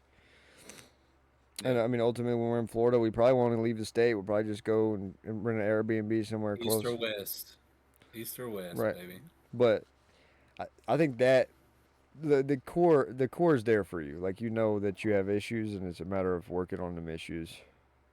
And granted, there's gonna be a lot of relapses in the sense of like you're doing really good. So like, okay, I'll give you an example. So when we moved here, and I got so focused on I'm the provider, I got to do this, this, and this, right? Yeah. I wouldn't say, well, yeah, okay, that's fine. The terminology is fine.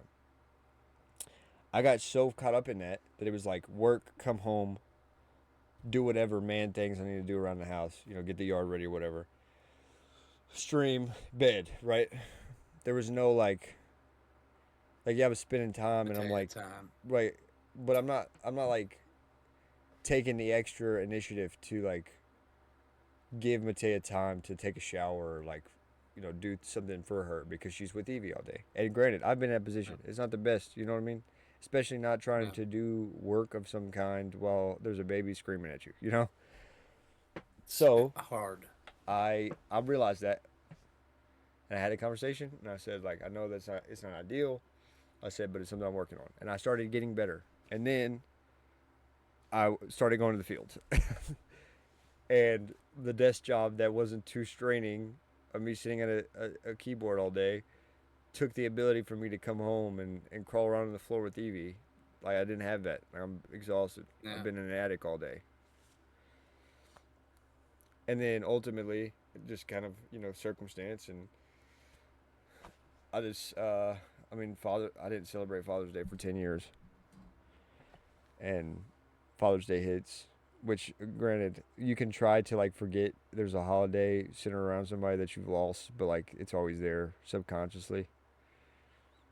And, like, being a dad without my dad sucks. Like, I get to see Matea's dad be a grandpa, and I don't get that from me. So, it was a lot of weight, and it was just I was mentally drained. So, I had a little breakdown. I was just like, I'm just exhausted. But ultimately, having that conversation with somebody, I mean, you get married, so you have that piece of like, this is my person. Like, I know I can go to them, I can have this breakdown, and instead of her running away because I'm having this breakdown, she's gonna support me and be like, yo, there's no pity here. Like, you got this, I got you, let's go. That's all I needed. And then I bounced back today and held Evie down. She got a big old puncture hole in her head from Rocket. They got it too excited when I came home today. They were jumping around, and she jumped right into his open mouth. Bro, immediately started leaking like a sieve. Matea would have freaked out if she was here. She wasn't there? No. Oh, she was with Taylor? She didn't take... So Evie was with you all day? Yeah. Well, no, she was with her grandma all day. But as soon as Evie's you got running home. around. Bro, any cut to the head when you're running around is immediate bloodbath, bro. Yeah. So she gets a puncture hole in the top of her head. Was it like squirting? No, not squirting, but it like by the time she's not very big, bro. By the time she was laying flat on her back, it was running down her face. Full dad mode. That's crazy. I scooped her up, put a paper towel on it, and I'm like, "You're fine. It's okay." Like, she was freaking out and scared her more than anything. And then we put a Band-Aid on it. And you're like, "You're okay. You're okay. You're okay." And I was like, "It's all right." I try not to do Don't that. tell Mom. I try not to do that. Well, I didn't tell Matea until she was on. Like, I knew she was on her way home because I didn't want her to freak out. And it ruined her and Taylor's day. So I was just like, I'll wait on it. She's fine.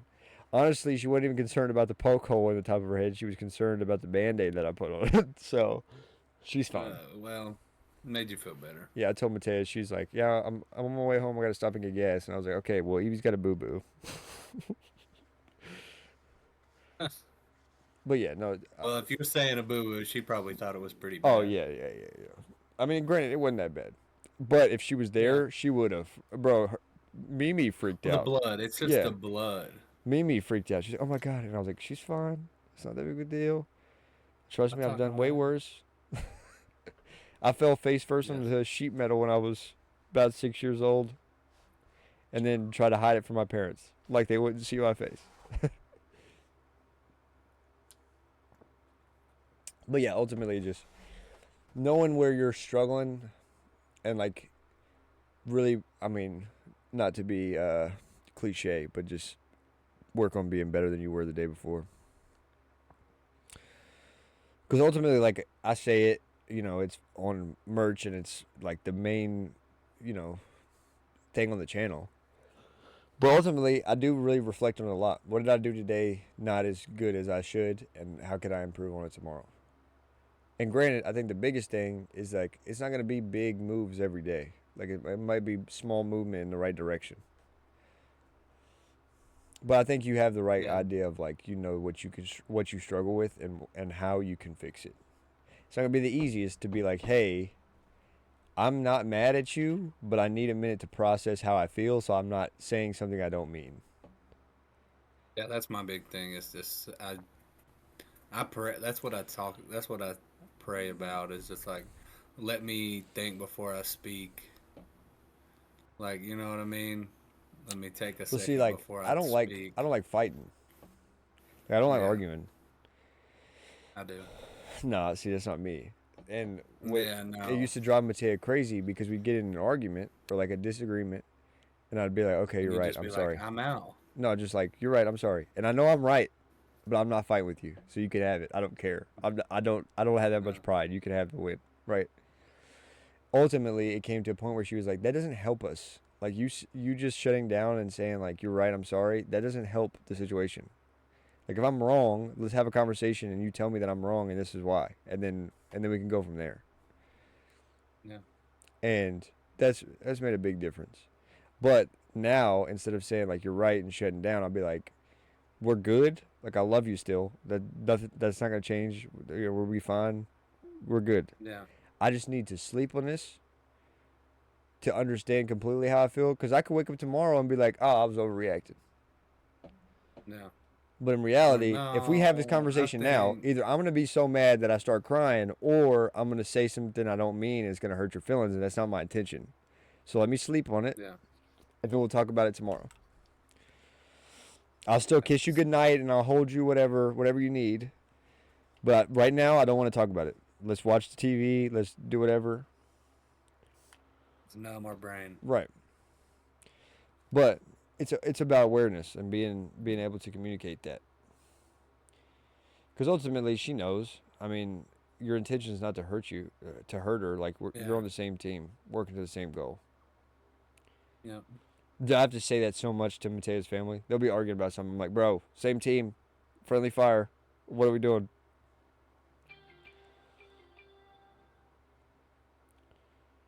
So what day are you coming down here?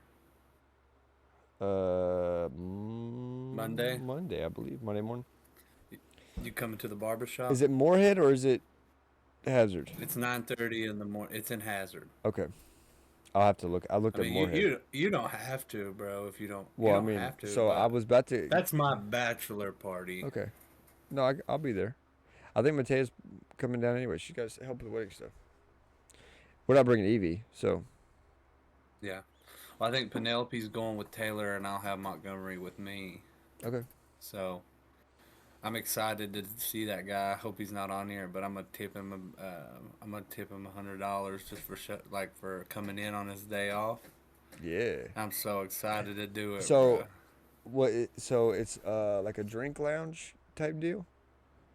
I mean, yeah, Oh, it's after yeah. hours. Okay, I see. It's like it's a barber shop, bro. But like for people that he knows, he has like drinks or whatever. Like he said, we're gonna have a bottle of bourbon there, and we're gonna drink it. We're gonna And smoke I some was like, stogies. wow. I mean, you can if you want to. I don't have any of those. I can bring you a cigar, bro. You're getting married. We can celebrate, bro. Yeah, I talked to my doctors and everything, bro. I was like, I said I really want to drink at my wedding, Yeah.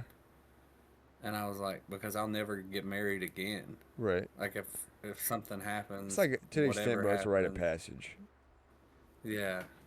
I was like, I'm definitely drinking. Like, now I don't know if I'll get hammered, We're definitely not gonna get you but hammered, especially not on the wedding day. I'm, I'm gonna catch I'm gonna catch a buzz though. You know what I'm saying? So, being my buddy just got married. Dude, I look so good Yeah, in I that saw suit. pictures. Oh, I bro, saw pictures. come on. Your hair was short. No, it wasn't. Same Not thing. short, but like it's shorter than it is now, isn't it? No, that was literally like 3 weeks ago. 2 weeks ago. Yeah, Yeah. but I look so good in that suit. Yeah. But I brought a bottle and cigars for his groomsmen. Granted, his groomsmen are young. They don't I was like, should I get a bottle of blends? And then I was like, there's 21-year-olds. No. I'm not getting a bottle of blends. If this is like You're a gonna 30, get if this is 30-year-olds at the wedding, I would get a bottle of blends and I got cigars to match. But I was like, I'll get a bottle of Woodford. But it can't be regular, so I got a double oak Woodford, like a fifth of that, and I got cigars for everybody. And then I went to the cigar shop. I have a membership at the cigar lounge down here, so if you want to come down, we can go. okay. And I was like, I'm looking for some cigars. I don't want to go crazy. Like, I don't want to pay $15 a cigar because there's going to be like 21-year-olds smoking these and they don't know anything about cigars. Yeah. I think I got them for like $8 or $9 a piece. Good cigars. I got good ones for me, of course, because I'm like, I can respect a good cigar. And the Yeah. guy said, it's the closest thing you can get to a pre-embargoed Cuban. And I was like, sign me up. I'll take 2. Yeah. And then I took some cigars down for them. They were pretty good. And we smoked those. And me and him drank almost that whole fifth of bourbon throughout the day. They Nice. might have had like, I'd say probably like, total, they probably had a cup. Like a cup's worth. And What'd we they do? drank those. Shots? Like a sip, like, yeah, it's like sip shots. I'm drinking mixed drinks. Well, once we got to the bottom of the bottle, it was time to go, and I had to drive back to Georgetown. So I was like, "Yeah, I'm kind of out."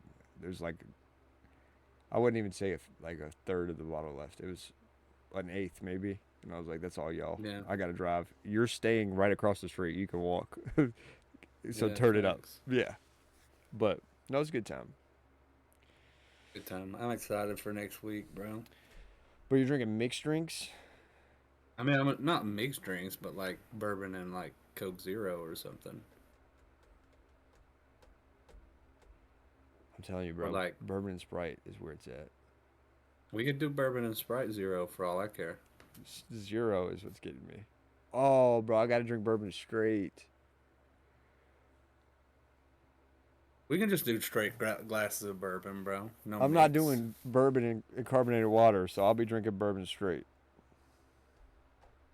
That's what we'll have at the barbershop. He'll probably have Woodford there. What food are y'all doing at the wedding? It's like Mexican. Like steak, chicken. No, beef, ground beef and chicken. Yeah, ground beef and chicken tacos. I can swing Rice, cheese. Yeah, I it'll be can straight, go bro. beef and chicken. I'm good on that. Yeah, you can do cheese too. Yeah, I don't know. Mexican cheese is kind of fine border on if it's. I'm not doing that, but Yeah, but no, I'll be all right. I mean, worst case scenario, I hit a McDonald's to get some double quarter pounders. No bun. there's one down the road. It should be that big of a deal. I'll bring bananas. Well, I'll make sure we have some. Honestly, bananas. that's the biggest play, bro. Is when we have Evie's diaper bag, I'll throw bananas in there before we go to a restaurant to eat. So then I'll eat whatever I get, and then I'll eat some bananas. Fill you up. And they're like, "Oh, you got a banana for the baby?" And I'm like, "Yeah." And they walk away, and I'm just eating a banana at the table. But you know, She doesn't eat anything. We've got 4 bananas in here. yeah. No, it'll We be a got good 40. time, brother. I'm excited for you. Appreciate it, bro. Yeah, but I probably will have to call it a night here. Hey, brother, I gotta wake up at 4 a.m., so you ain't saying nothing to me. But I gotta go back to Ohio tomorrow. Yeah. Good luck to you and be careful. For sure. All right. Typically, we end with a prayer. You want to pray? Okay. Then Yeah, we we'll, can. We'll get you out of here. All right, chat. Dear Lord, I want to thank you for this moment, for the time we got to spend having deep conversations. Lord, I pray that if anybody in chat related to something we spoke about today, I pray that you just weigh heavy on their heart, wrap them in your loving embrace, and show them that you are the truth, the light, the way. Lord, I want to thank you for not only introducing me to Wes, but giving me the opportunity to build a deep connection with him. Lord, I pray that you keep him and his wife close, continue to build them in your image, work on them and their family, and just overall, just keep joy and love in their household. Lord, we thank you for the opportunities you give us, for the doors that you open for us.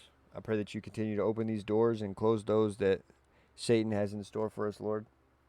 You're so gracious and so loving. We're so thankful. And in your name we pray, amen. In Jesus' name. All right, brother. Well, I appreciate you being on. And we might have to run it back one day when we got some more time. Yes, sir. All right, brother. I'm Well, down. I'll see you in a couple days. Yeah, a couple days, about 6 of them. Yeah. So typically I try to have it posted before the next episode, and I don't think I will. It should be up before this weekend, but I'll let you know, and then you can send it out and do all that stuff. I'll share it on Facebook and stuff. All right, bet. All right, brother. I appreciate you being on. Love you, dog. Love you, man. Later. Later. All right, chat. It's been real. Your boy needs to go to sleep. Big shout out to Wes for coming on, man. It's a good conversation. I had some fun. But yeah, I appreciate y'all being here. Be better, be easy. All right, I love y'all. Make sure you say a prayer tonight because Jesus loves you. All right, and I'll see y'all next time, baby.